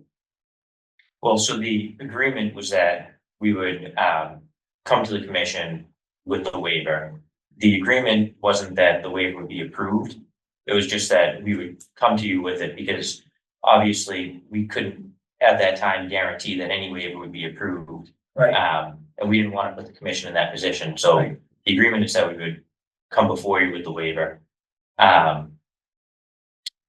So Julie, I'm not sure if you want to continue it to get some input from the fire chief or what the cost is between pavement and sprinklers.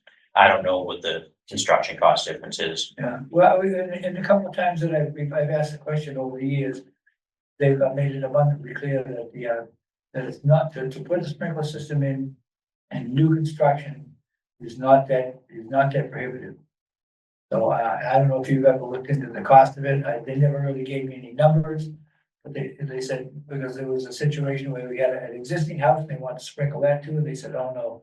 Sprinkling in the existing house is really difficult because there's no channel, there's no drafts, there's no places for the piping to run, like there is in new construction. You can create that box and spread everything out pretty simply. Especially with PEX, with new, it's not, we are not doing copper and sweating everything and fittings, I'm very. Joe, Joe, say your name, please. Joe Cataldo, I'm the applicant. Right. I'd probably still be opposed to doing the sprinkler systems, not even just on a cost base, just previous development my family's done. We've run into problems, like you said, leaks and causing issues down the road and big ordeal in fixing things. So it's kind of, that's actually more of the deterrent of me than per se the cost. I think it would cost more than the pavement would for the extra, but that's not really it. It's That's just, not your main right to the. No, I really is. Yeah. I've kind of had nightmare experiences with them in the past. Yeah. And that's kind of the reason I would probably not go towards applying it. Yeah. Narrowing the roadway, I was fine going for it. It was, the neighbors are very concerned about the impervious space, and that was kind of the idea between applying to try and. But 24 is not, looks like the 24 is a very standard width for a lot of towns, a lot of roads. I think we have some 24s in this town. Not many though, we pretty much have built, big roads. And sidewalks on both sides, so, I have a motion to continue this, and I can do that, and we could talk to, I'm not sure that if we talk to Deputy Galvin, if he says, if you make it 24, then I'll remove that recommendation, but does that affect your agreement? It wouldn't affect the agreement, but it would just hold me up kind of more with their, I was already been kind of tied up for a year trying to break down and get the road in. That's why I told you, here's your options. Yeah, so, I mean, it's the plain truth. yeah, Well, Warren, does it not seem like the ball was put in our court to make a decision? Based off that? Yeah, but you normally, I understand. Yeah, normally, you would, you take this. you would ask, you would have somebody from whoever's making the recommendation here, so we could ask them the question. and get an answer and say, is there another way? What else can we do? But we don't have that option. So, and I would hesitate to make an agreement against that and then find out at some point, 5 years down the road, that that's a problem that I described to you happens, because I've seen that happen on narrow roads, you know. Haven't done a lot of snow down there, so. If they had trouble getting to somebody, and, you don't want that to be you. I'm not, sorry, I'm not sure if it's something the board could do, but could you essentially, if you vote for it that way, vote to approve it pending approval from the fire department and still kind of get a But then decision? if we don't get to approve the fire department, you're doing sprinklers. Well, they would just be denied, and then I would just do a 28-foot roadway. Yeah, well, Well, I don't. so what was the main driving force to reduce the size of the original 28-foot roadway? Just so I can understand. The tenant butters that appeal are very concerned about the water in their basements and the impervious space, so by shrinking the took limits the Took quite a bit of water off the. Yeah, no, I It's like, was here for a lot of that stuff. it Yes. takes like 10% of the impervious space away from the space, so it was at the butters' requests and concerns for the drainage of water is. Wasn't most of that area, isn't that thing's all rock anyways, isn't it? No, No, okay. pretty sandy, actually, go down to the river basin. I down thought there, most of that was rock up Anthony, here. right. I All can't sand down remember. there, Yeah, All right, the so, specifics of, I remember we talked about it Yeah. a year ago. yeah, right off the end of the proposed cul-de-sac, it turns to sandy material. Yeah. But yeah, like Joe said, it was, really to try to reduce concerns about runoff. Yeah. And we didn't have any room to expand the ponds that are on the site. Because when you're trying to reduce the runoff, you either have to reduce your impervious surface or expand your ponds. Mhm. And we didn't have room to expand any of the ponds, so, we suggested the idea of reducing the roadway width to reduce some impervious area. Yeah. And as Joe mentioned, it's a pretty sizable percentage yeah, I that, did. that would be reduced by. Yeah, I see why it was done. I mean, it makes a lot of sense, but, as far as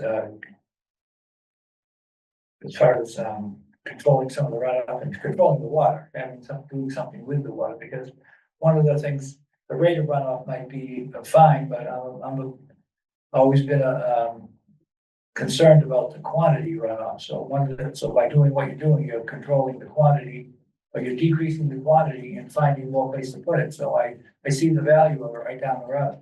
But unfortunately, I understand this condition. And I think my explanation to you about that, why the condition is there, is pretty clear. Again, I've been doing this a long time, and see why they want to do things like that. And I guarantee you, that's what Barry will say. You've taken away my easy access, one car on that roadway, and I'm in trouble. So, well, again, we're back to the decision. So the only thing other things we can do is if we vote on this with that condition still in there, and then you could go to the fire department yourself and see if they'll remove it. You will, you could modify our decision, but I don't think he's gonna. I don't think he would be the one, I don't think he wants to be the one to sell somebody they couldn't get there.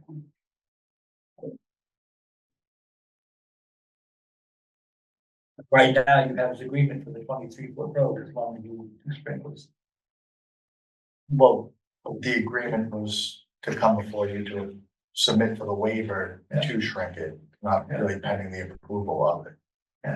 Yeah, and the sprinklers weren't in the agreement, that was just the, Right. the request from the fire department. Right.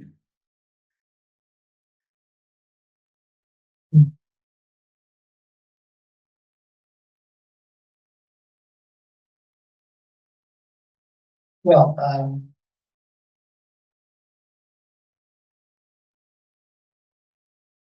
but in his approval of this, he puts a sprinkler system. He's included them. Not the wording is kind of it's kind of inclusive. I mean, I think he kind of includes that that, the sprinkler system is part of the agreement to the decrease in the size of the road.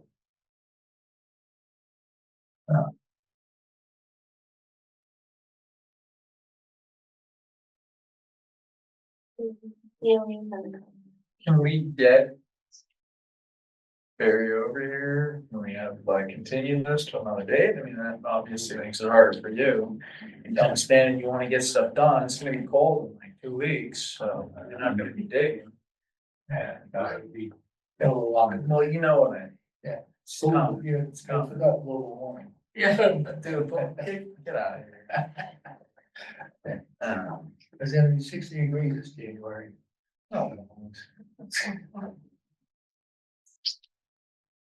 You want me to? What do you think of the wording of it, Danielle? Let me read it again, just so we can all hear it. Bill has provided documentation that our largest vehicle will be able to navigate the proposed roadway. Ideally, although within the code, it does of course limit our maneuverability. I would suggest the CPC require additional sprinklers, I would suggest the CPC require residential sprinklers for the homes built as a trade-off for allowing a narrow road. Yes, it definitely ties the narrow road to that sprinkler. So, so that actually is the answer, right? Because we narrow the road. We get more earth to do its job.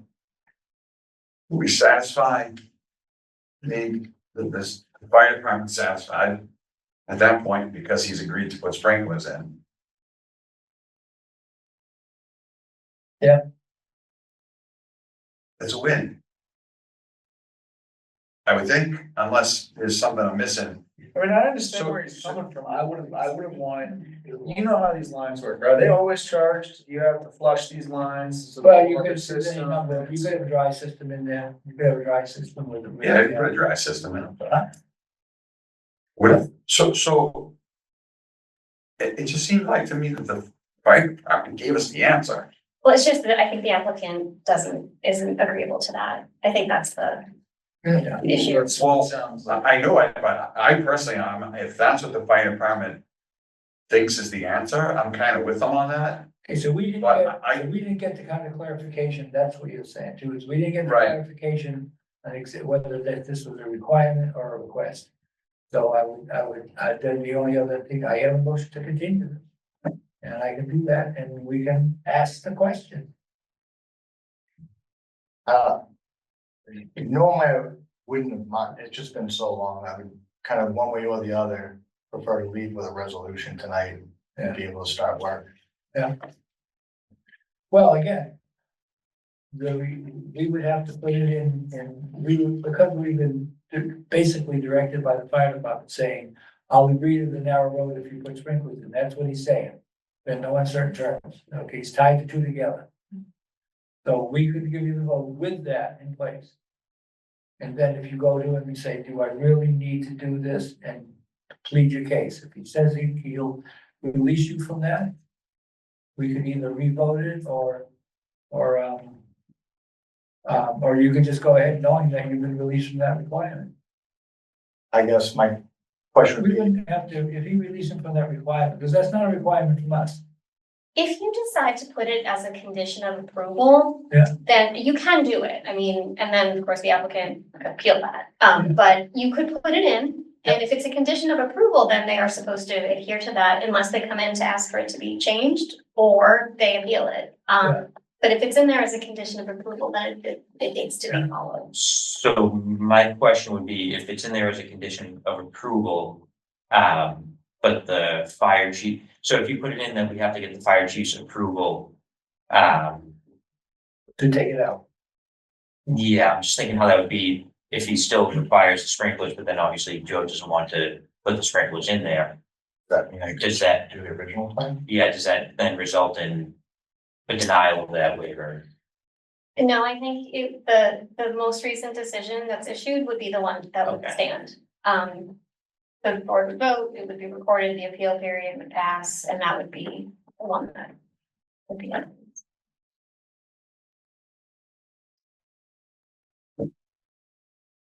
Warren, Yes. excuse me one second. So if you would agree to put the sprinklers in, Are you disagreeing to put the sprinklers in? Is that it? Yeah, yeah.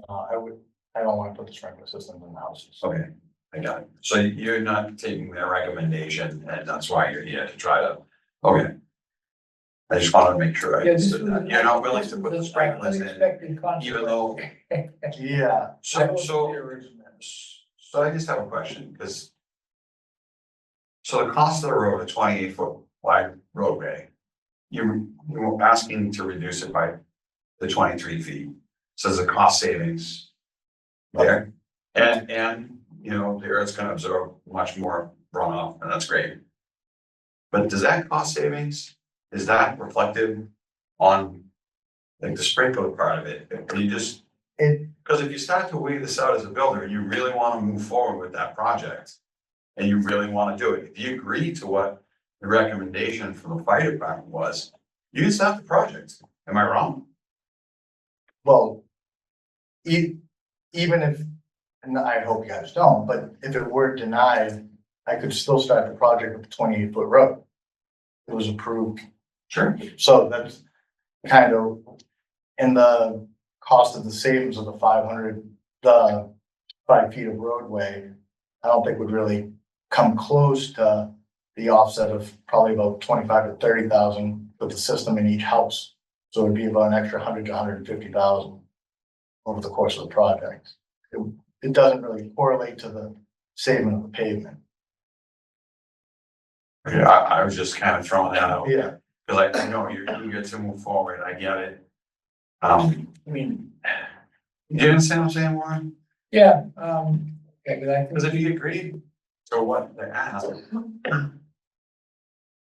Continue on, you don't have to come back, yeah, and, you know. he's aware of that, but yeah, But- other than the cost, he has an objection to putting them.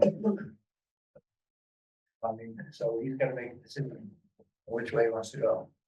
So again, it would be, a question of continuing it for another week or 2 weeks. Well, our next meeting is scheduled for September 7th. Yeah.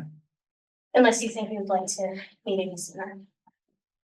Well, it looks like we got two things that would like another one, an earlier vote. Maybe we look at trying to do something, so, but regardless of how that works out, whether we can do that or not, you are, basically gonna have to decide if you want to continue it and see, and go talk to Deputy Galvin and see if he'll let this slide. I don't really want to continue the meeting. I would rather, like I said, I understand and Well, again, you know, if we make it a condition of it, and then the fire department's going to remove it, what would we be voted? I think so. Would we could we do it as a minor modification? I think we could. Okay, so we could just do it at a regular meeting as a minor modification to remove that requirement. But in the meantime, you'd have your vote, you could begin working, because the sprinkler system is not the first thing you put in, right? no, So you'd have time to make the deal with go down and talk to the deputy and see if he's willing to release you from that request. But if he doesn't, I would not be surprised, because I mean, I think I made it clear why it's there. And I've had that explained to me a few times over the past 30 years, and I wouldn't go against it. But if they had submitted with the condition of the sprinkler systems and he's not willing to remove it. Yeah. Could I still proceed with just the 28-foot road as originally approved and no sprinkler systems? I guess that's, or does the waiver kind of, by going through it, it restricts me to having to do it? You are requesting a waiver. Yes. So the request is in front of the CPC. They can approve it, they can deny it, they can approve it with conditions. Whatever that decision is, if you disagree with it, you have the right to appeal it. They can make the decision with whatever conditions, or, you know, whether you agree with them or not, but then you could disagree and you could come back and appeal it. It's always ideal if everyone agrees on what the conditions are, because then we know there won't be an appeal, but, in this case, if you do get the waiver approved, that's what stands, unless you wanna come back. Well, the question change it. becomes, if you We say, okay, you know, if we were to deny it and you would then, go back to the 28-foot road, then your other appeals would be brought back to you, I mean. No, the agreement, I believe, and I didn't write the agreement, so I don't know exactly, but I believe that it was that we among other things, we approach you to, we submit this waiver request. And just that it's submitted. And, I believe we made a good faith effort in getting approved as well, but Well, basically, that, you know, if we deny it, we'd have to have a reason for denial. You can deny a waiver. Yeah, I Yeah, know. and it's good to give a reason. But the reason for the Yeah. denial would be that the applicant does not agree to the terms of the approval. Well, so that's. But to answer your question, there was, I believe, a clause in there that there would be no further appeals on the project, including for the notice of intent for the 3 lots by signing that agreement. So if this is denied, then I don't believe that it brings it to further appeal. But that's something you would know and I wouldn't, so. I did want to mention there are a couple of comments from the chat, and I know there are some folks here who, you know, from the neighborhood, but I can read up the comment, from Jeffrey Gannon, 3 Linwood Avenue. Sprinklers in the single-family homes are unnecessary for this proposed development and is an undue burden on the developer, seeing as there are hydrants and full NRFD. Dwelling, in my opinion. This committee just talked about the need for housing in this state. This seems like thin red tape to cut. And then Jeff Jones has asked, what is the status of National Grid approval? What is the status of National Grid's approval of the plan approved by the CPC? National Grid is supposed to be signing off on the plan, but Steve Toll he's the reviewer at National Grid. It's been very difficult to get a hold of the past couple months. So it's still waiting for the final sign off. Months. Yeah. Difficult. Yeah, and I yeah, thought you were gonna say the past couple of days. no, it seems like every single time I email him, he's on vacation, like every other week. I mean, I'm just wanna comment on the fellow who made the comment, what was the name? There's Jeff Gannon for Jeff public Gannon. sprinklers. Yeah, again, it's not out of compliance, it's not breaking any laws, it's up to par, it's basically, I think it's too much, and I think he's right, it's too much red tape, Warren. I mean, I know we respect, you know, our firefighters and we want them, but at some point, you know, anyone in any position who can say, hey, goes through me, you know, might wanna say, hey, well, here's my 2 cents, but if it's not in the interest of all the parties, and it's not really too much of a loss for the fire department, really, given the fact that there are hydrants. And we could just get another hydrant potentially, but I don't even think it's needed. No, because they're already under the required distance. So I just think we've talked about this so much, is that the part of the reason homes are so expensive in this community is because of all these hoops you have to jump through. Yeah. And it's not conducive for developers who wanna build and actually make some money. It's not conducive for young homeowners who wanna buy an affordable house. So, I mean, we're coming across these things in the flesh here. And we talked about this issue, but this is it, literally speaking. You know, so that's my concern. I don't think it's, there's no law, there's nothing to hold in it. There's no need, it's just the chief. My take on it is, I'm gonna listen to the fire department on this one. I just think we should defer it back. I know you guys have pinched for time, but we can go round and round and we can all kind of throw our own opinions in. If the fire department's, you know, willing to waive that and take that, then this is a moot point. Because that's where we're stuck. We're looking at a referral, an opinion from the fire department. But the problem is that he tied it directly to the narrow road. I know he did, and I'm not gonna be the one that's gonna go against the fire department on this one. I'm just not, I just, either, you know, we say, you know, bring this back on the 17th. And I get it, I mean, you guys have been great, you've explained so much to us over the last year that I've been here, and but I just think that I would much rather see that kind of be dealt with. Yeah.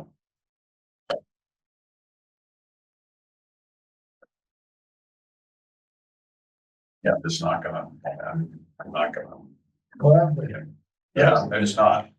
it's pretty clearly tied, the two are tied together. Yep, I get it, and the fire department, I think, needs to just be a little more involved, or, Well, they would have had to put some reasoning behind whether they, Right. whether this was a requirement, or just an offhand suggestion. I mean, the train to suggest this, okay, they use Frank, so, I mean, because yes. There just is another comment, that's coming on the chat, from Jeff Jones, 16 Anthony Road. I'm not sure what the time crunch is, given that the National Grid has not approved the plan. Am I incorrect that the CPC approval was contingent on National Grid approval? Can this project start without National Grid final approval? Not really. No. So then we could just bring this to the 17th, give you the time to work it out with the fire department. Well, and Get that's the the grid, resources too. together. the grid's got At it, least yes, in the terms of easement this. that's there, they have to sign off on that, that's not easy. Yeah, so that's a whole separate issue. I agree with it. It can't do anything till National Grid signs, but the same, I think just by taking it out, I'm pretty, Here's my suggestion to you, you know, I suggest that you take the continuation, continuance. And work on getting National Grid to sign off, and you have to sit down with Barry Galvin and see if you can work something out that works. I mean, if you don't do that, I mean, if he says, if you go, he may say, okay, you go to 24 feet and I'm good. Nobody's gonna complain about the 24 feet. You'd probably be home free with that. But I would, that's what I would do, because I think in your position right now, I know you're not, and I know, believe me, I've watched this all the way through. So, and for years now, actually, if you recall. So, I think, you know, much as I would love to just continue, keep you going, I think the continuous is your best bet right now. You have a couple different issues to deal with. Both of them could take a couple of weeks to get squared away. I would not wait. I would go see the deputy right off. Because there is a possibility if we get, if River Park gets their act together, we could potentially have a meeting on the 10th. Well, we continued it to the 17th. I'm not sure we can give them an earlier date, without advertising it again, Without advertising again. right? Which we don't really have to do because it's already, we'd have to run it in the paper again. I don't think we can move the date closer to when we continued it. We already said it was done. Just put it on the 17th, tomorrow. Yeah, that was my recommendation. Okay, but what I'm gonna do, you can think about this for a couple of minutes, so this is a public hearing, I'm gonna open up to the public, see if there are any specific questions from anybody else, and then you can tell me what you decide, okay? All right, so I'm gonna open up to the public for questions. And, please state your name before you ask your question, if you have one, and, through the chair. So, do you have anybody have a question? I do. Yes, sir. Charlie LaJoy, 23 Anthony Road. Yep. We're here today because of some settlement that's been approved with butters, right? That's what I understand. An agreement of 23 feet, foot wide road.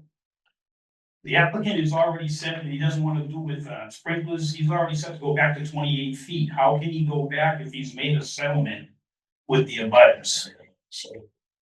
So the settlement doesn't say that the CPC has to approve it. All it says is that the applicant has to request the waiver. If the board denies it, that's it. They're. But he made an agreement with the abutters. Well, Is that my actually, understanding? that's not exactly, if I Okay. understand this correctly, what happened is they appealed it, and the DEP did not uphold their appeal, the DEP denied their appeal. So essentially, they won, if you will, twice. So, and they said there's nothing wrong with the approval that was done with the 28 feet, however. In an attempt to do something for the abutters, to get them, so they would understand that they're trying to help, they made these changes. And then they realized the changes had to come back to us to approve this plan, so it's not quite that way, so you can see why they're hesitant. But, I mean, the things that they did were all the right things as far as water and all that goes, so don't dispute that at all. I'd like to see this go forward. But unfortunately, we have a couple of things that aren't working out too good here, so. So my suggestion to them, I think, is probably their best way to go, but again, it's their decision. Anybody else have a question? Yes, ma'am. Hi, Andrea Paluca, 15 Anthony Road. Through you, Mr. Chair, if I could ask for some clarification, I think to Bill. You had said before that the ponds became a few feet wider. I wasn't clear, I couldn't tell by looking at the drawings, the new one compared to the old one, how big they were before and then how much bigger it is now. There's one specifically behind our lot, so I'm kind of curious about that one.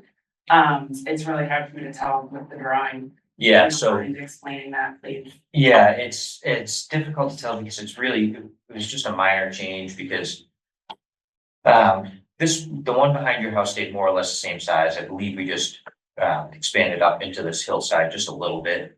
But this one on this side, basically what we did is when we took the roadway and brought it more towards the center line, we picked up, I think it was like 2.5 feet to work with off the edge of the sidewalk, because if you recall, the sidewalk was basically at the edge of the right of way through here.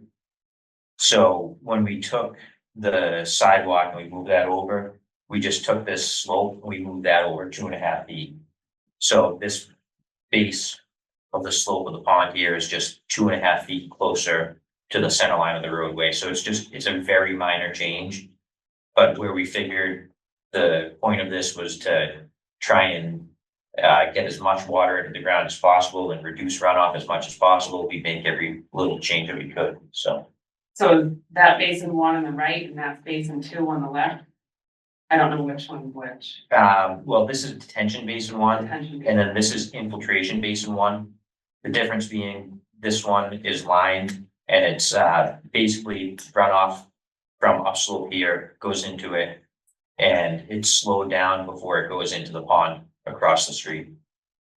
So this one doesn't recharge anything into the ground. It's actually a lined basin. It's just meant to slow down runoff and get it across into the infiltration basin where then it actually goes into the ground.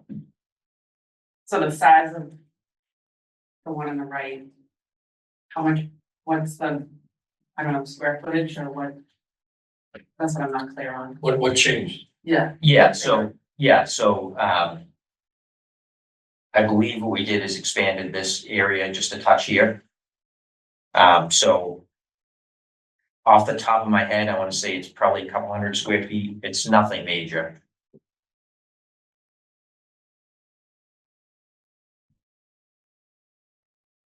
But it is all sand over there, so it percolates pretty fast, so it will help.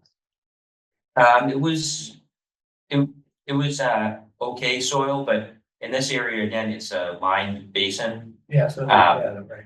Yeah, so that's not gonna infiltrate, and this outlet that we have that goes across is set at the bottom. So basically, all it's doing is it's collecting a larger amount of runoff and forcing it through a smaller pipe where it can go into the next basin slower. So it's not one big surge that goes into this basin across the street and overwhelms it. Will there be a lot of standing water there? No, there shouldn't be. If this is installed correctly, there shouldn't be standing water because this outlet is at the bottom of that pond. Okay. All right, thank you. Okay. And I have two general questions, I guess, about the construction itself, if it starts soon. This is a neighborhood with many children who go up and down the streets, Anthony Road, Peter Road. They ride their bikes, little young children. So if you have a lot of trucks coming and going on Anthony or Peter Road, or which way people are gonna be coming and going in. Just thinking about safety and the children that are out and about and all that kind of stuff, what's typically required? What sort of safety measures do your workers, follow and things like that? I guess I'm just generally concerned about safety for those children in the neighborhood if this is gonna start soon. Well, I think most of all the construction is really going to be off of Anthony Road that I'm doing, except for when we have to mill the street to tie in, which I'm sure I'll have to have police details and everything else when I'm actually working in Anthony Road. Okay. Okay. That's not really germane to that discussion. I'm sorry, it's something that No, relates to the we asked project. them to do that, but they have to give us a construction schedule, so we actually care about that, so we actually make sure they give us something, so. I'm just not familiar with any of it, so I just, So I thinking if it's starting soon. I don't know, because besides, it was a valid question. Yeah. So are there any other questions? Okay, Diane. I know you hate it, but, sorry. I know, I would prefer just to vote tonight and on the waiver and see, just, I know the month doesn't seem like that big a deal, but with already losing a year and going into the. Well, again, don't forget now, if he releases you from that, he may not, but if he releases you from that, we can make a minor modification. And change it to your approval, not having that in it. No, I know, but where it's all registered land, anything that is or isn't approved now has to be refiled and updated with the land court and everything else. There's actually more of a process beyond just this. About waiting longer for more answers. But you're the only one that can make that decision. I would like to just see if we can do a vote tonight. Okay, well, hang on a minute. Yes, ma'am, I'll let you. Diane Healy, 27 Anthony Road. Yeah. I know that we're talking about construction. He wants to start construction right away, but if there is no approval yet from Yes, I know. National Grid. I mean, I've sat in this room for 35 years. National Grid has never given permission to cross their easement. So Well, the what family didn't work agree. what work can he start doing without the approval? Nothing.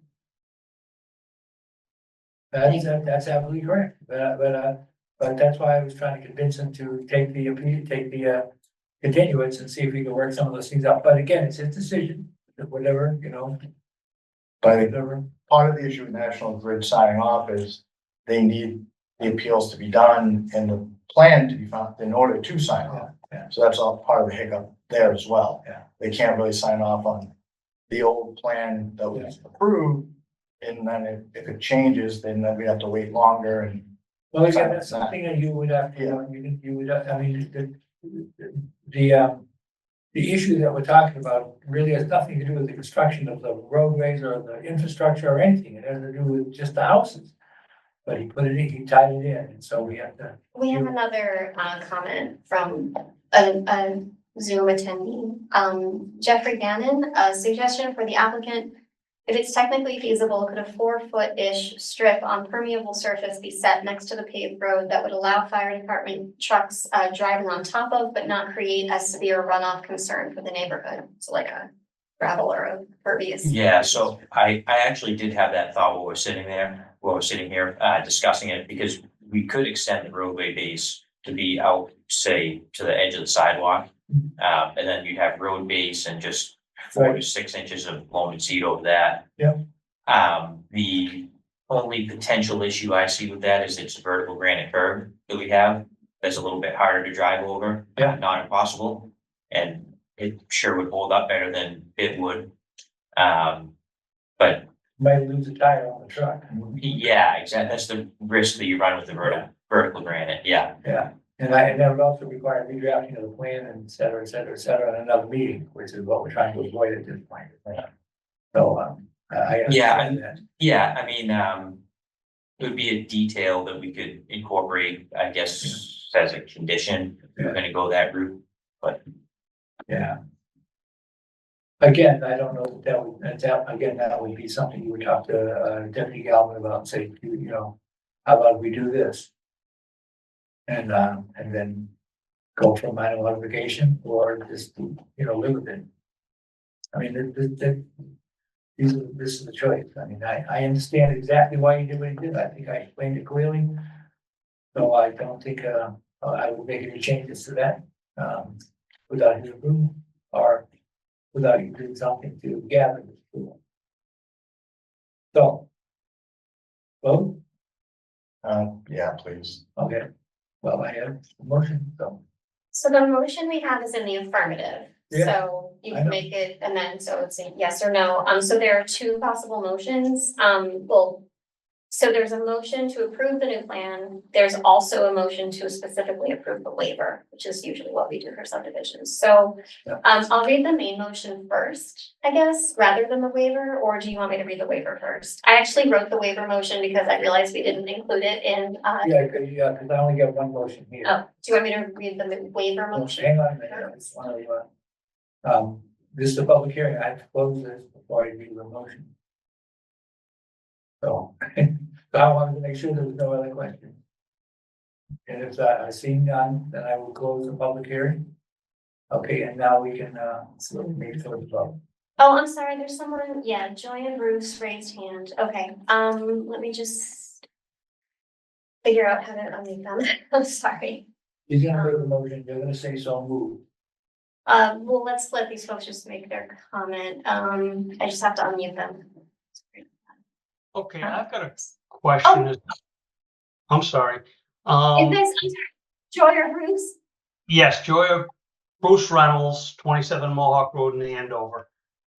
I guess I have an issue, Mr. Pierce, you've pretty much addressed it, as it's a public safety issue, and the applicant has no regard, it seems, for public safety.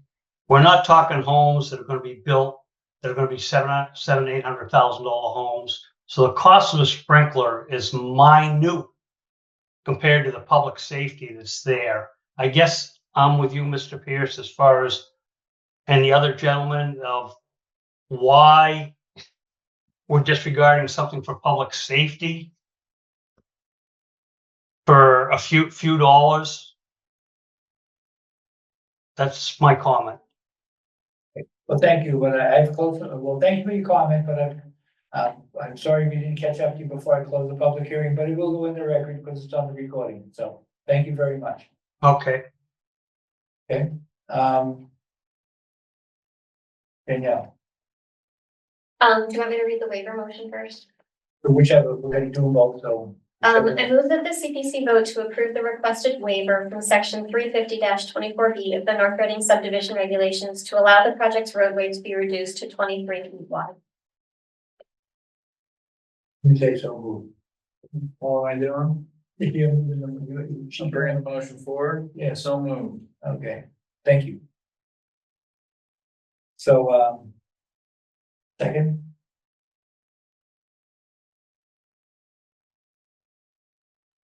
he's gotta do the sprinkler. Second, Okay, thank you. The motion is second. Any further discussion? Or if I didn't move it. Like, Or do we need, we don't need 4 people for this, so. Do You need 3. we? Okay. What? I'd rather abstain, but. Yeah. I mean, this next motion has everything in it, the sprinkler system, everything, and I know you think it's overreach, but, he had to make a decision, he made his decision. I'm gonna work with him as best I can. He's okay with that, All right, so move it. okay? All in favor, please say aye. Aye. Aye. You don't like it, aye. You So still three have in favor, no opposed. You still have to vote to approve the plan, and when we do that, then you should, note the condition of the sprinklers. Yeah, I was just saying, as well, as amended tonight. Yes. So, So yes, you have agreed to include the condition on the sprinklers. I'm sorry, So yes, you agreed to include the condition for fire and sprinklers. Yes. As amended tonight, which are all the conditions.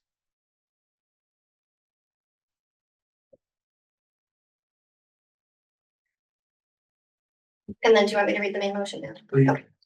I move that the Community Planning Commission vote to approve the plan titled 17 Anthony Road and 346 Rear Haverhill Street, parcel 213-30-61 and 213-47-25, North Reading, Mass. 01864, dated December 6, 2022, last revised July 17, 2022, drawn by Civil Design Consultants Incorporated, subject to the terms and conditions of the Certificate of Conditional Approval dated August 20th, 24, as amended this evening, and that includes the requirement for the sprinkler system So.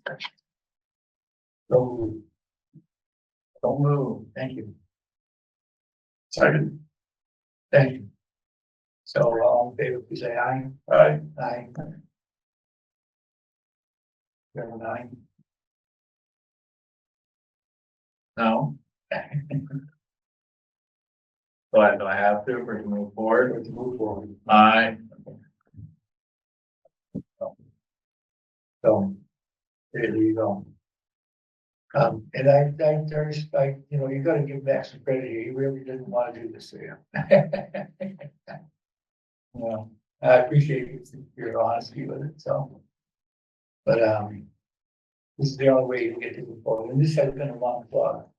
I trust you guys. It's been a long slog to get here.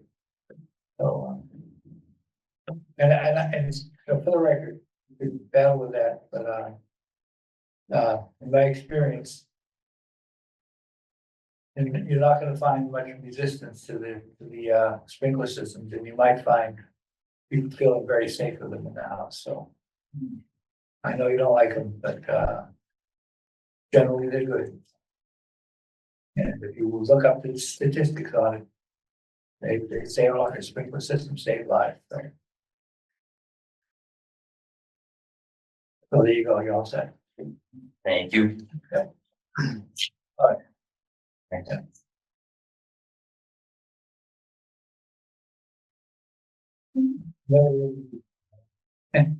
Have a good night. Yeah, Bill. Nice job tonight, Bill, so thank you very much. You know,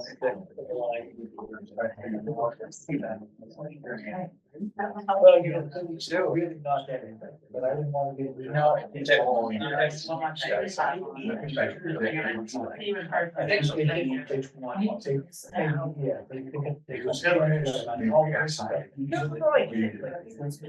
Work, it's not crazy. It's difficult.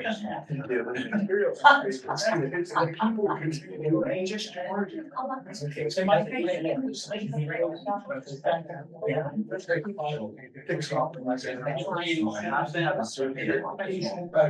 to do it, and because of that, they don't want to, I'll get it, so I want money, I'm sorry. Oh, we're a regular plumber, probably. But he's the Yeah, plumber. I just want to say, I. Hi there. Oh, yes, yes, how are you? I'm sitting here. I know, that's what I was thinking. Yeah, anyway, good to see you. I voted you. Oh, thanks. Yeah. Thanks. I hope I'm not like, I'm just trying to make sure, but I'm a carpenter and Well, I know. you know. You know, that's why I think that much as I think I'm glad that that's why changes might not seem like that, but they really. Yeah. I don't slam size, add so much. It's better than, I know it's. Man. You know, there were 5 years. Peanuts. Anyways, I thank you for signing it. Reviewing? Work on that. Yes, okay, okay.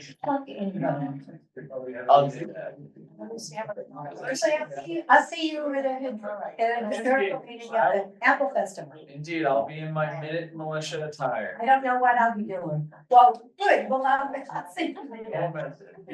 Thank you. Good night. Do you think they're gonna award that? I have no idea, but thank you, that's awesome. Thank you for signing. What is it? Family, health, believe. Yeah, they're. Well, that was fun. Actually, a long- Anthony Rose always fun. He isn't, he's doing this job. Well, No. Hey, yeah. I have a couple quick updates for you guys, and I mostly got scheduled. I just want to thank you all for your time. I'm a volunteer, so thank you for putting up with us. Thank you. All right. Have a good night. wait, it's a volunteer job. I've been waiting for a paycheck. Then, Oh, my word. that'd be nuts. Oh, boy. All right, We got a property tax stipend. You know, these things are never easy, but what am I gonna do? I gave him my best advice. He didn't do it. I mean, personally, like, I would never want sprinklers in my house. Like, I don't care what you say, like, I wouldn't want it. Yeah. Like, I wouldn't want it. I wouldn't do it. When, It's just another pipe in the wall, it's another thing to take care of, it's another preventative maintenance thing, it's another, if I want, like, my insurance company might want me to keep them up to spec, so it's like, you know, then I gotta pay put some. Connor down there, how tough this is, he could probably do it. Well, I'm not saying it's hard to do. How much money you got? Yeah, that's the point, that's my point, that's, you know? It's- Yeah, I wouldn't wanna do it, it's more expensive, it's another maintenance, upkeep. Not, it's a it's whole not, other believe system. me, it's not as bad as it used to be when it was all copper, it was a nightmare. I hate, Yeah.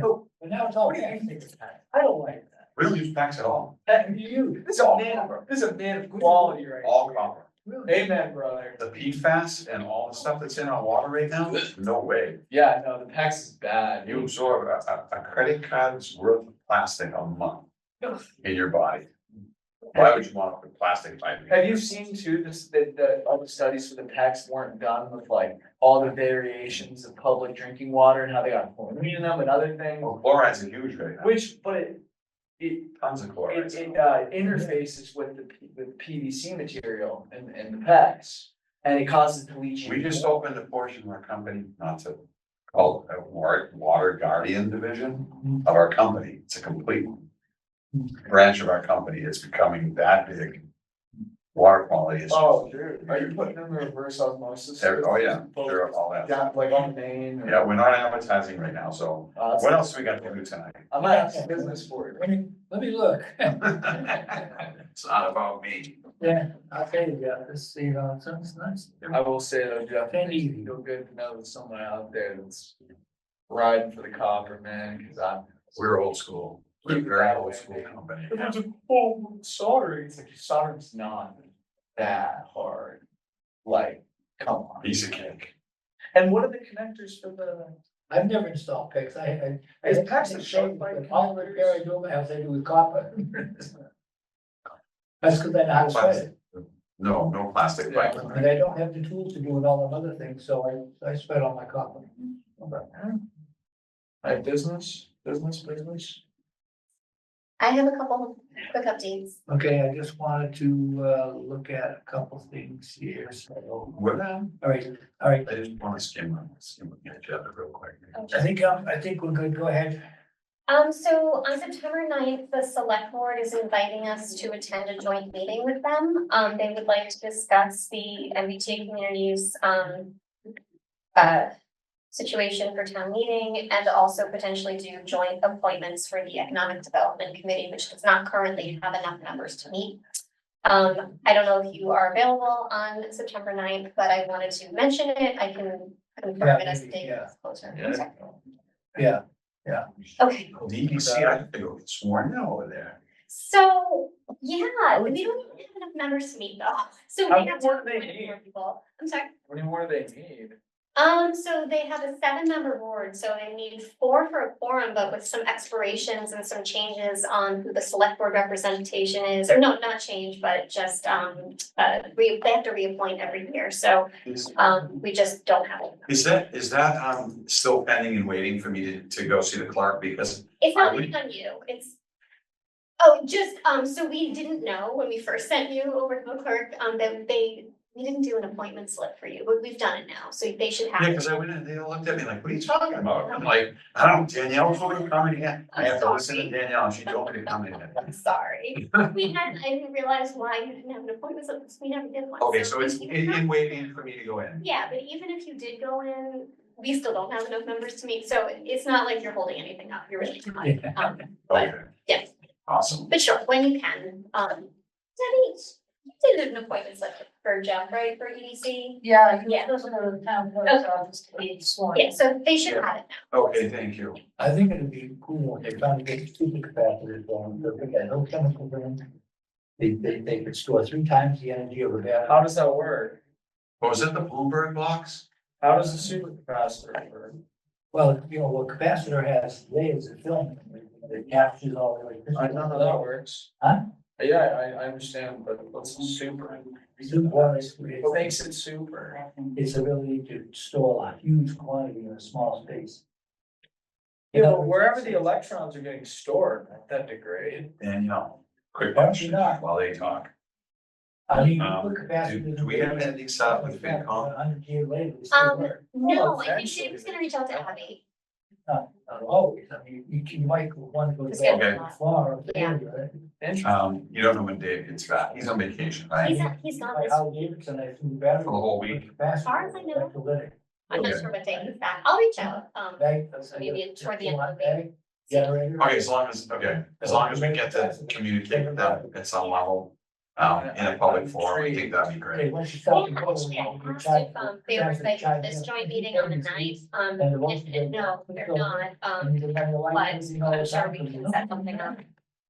Besides that, Yeah, I think to get them in there on the 9th, that would be just, Oh, it's all you- That would be a lot to get 3 boards together. Oh, you're not worrying, okay, I understand, yeah. okay. so, okay, well, I'll sit and wait for Dave to, Okay, I'll talk to Dave. a little yeah, and bit. I agree with him too. But I really, even if he's not on it, or like he's not communicated or whatever, I'd still like to make sure that you've got, how to set up. But don't you have to still get the battery in it so that like, but if you're, so the car's sitting for a few days, you're charging. You start. Nothing to be stored. Okay, but where? You don't know, you don't know anything about it. Oh, no, buy it. Okay. So do you need a motion for the, meeting to adjourn? No, because I have more updates for you, but please don't adjourn yet. You got, if we stop talking to do our update, then we. Okay, because we still have people on the Yeah. Zoom, so, Okay. with respect. So the other thing I wanted to mention about the joint meeting that the select board is planning for September 9th is they will be inviting Senator Tar and Representative Jones. I just wanted to mention that. So as we get closer, just, confirm it and I'll just see, make sure folks are available and I'll post us a meeting too, as long as everyone can come or the forum can come. Wanted to also mention, the 3A warrant articles have been submitted, and I did hear from town council that because it's another town meeting, we have to have another public hearing for it. So we have one scheduled CPC meeting date that I know of before town meeting, and that would be September 17th. So that would be the date we would be scheduling our public hearing. So just wanted to put that out there. I'll be sending the ads out to the newspaper. Right. Within the next couple days, so it'll run in time, and transcripts, and just make sure we have a quorum for the 17th, because then town meeting is coming up. Quickly after that, there has been some discussion about potential of changing the town meeting date due to lack of availability of some select board members, so I will keep you posted if that happens. I don't know. Lack of, what, lack of availability of.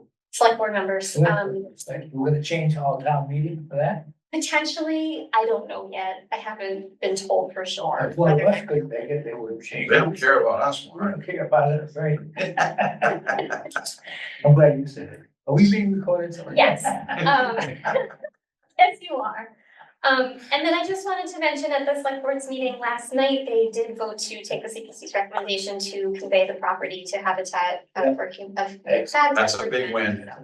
That's a good one. That's a good. So I'll keep you posted on any next steps. I think then I'll be coordinating with town council. I think the next thing is for, papers to be signed for the conveyance, by the select board, but I will keep Nice. you updated on all of that. So great, thanks, that's all I have. Good, that's all? That's it. Okay, yeah, you don't need a motion necessarily. The chairman has prerogative of joining the meeting without. So I can call us adjourned. You can turn the recorder on. Thanks. Oh, I'm sorry, I've been asked by Lisa, is the meeting on the 9th a public meeting? Yes, it would be a public meting. I would like to confirm that that's the date it's actually happening, but I believe it is happening on the 9th, yes. That's what we know so far. Right. I don't have time yet, Okay. but we'll keep you informed as soon as we do. Okay, so I will now shut down the Zoom and stop the recording.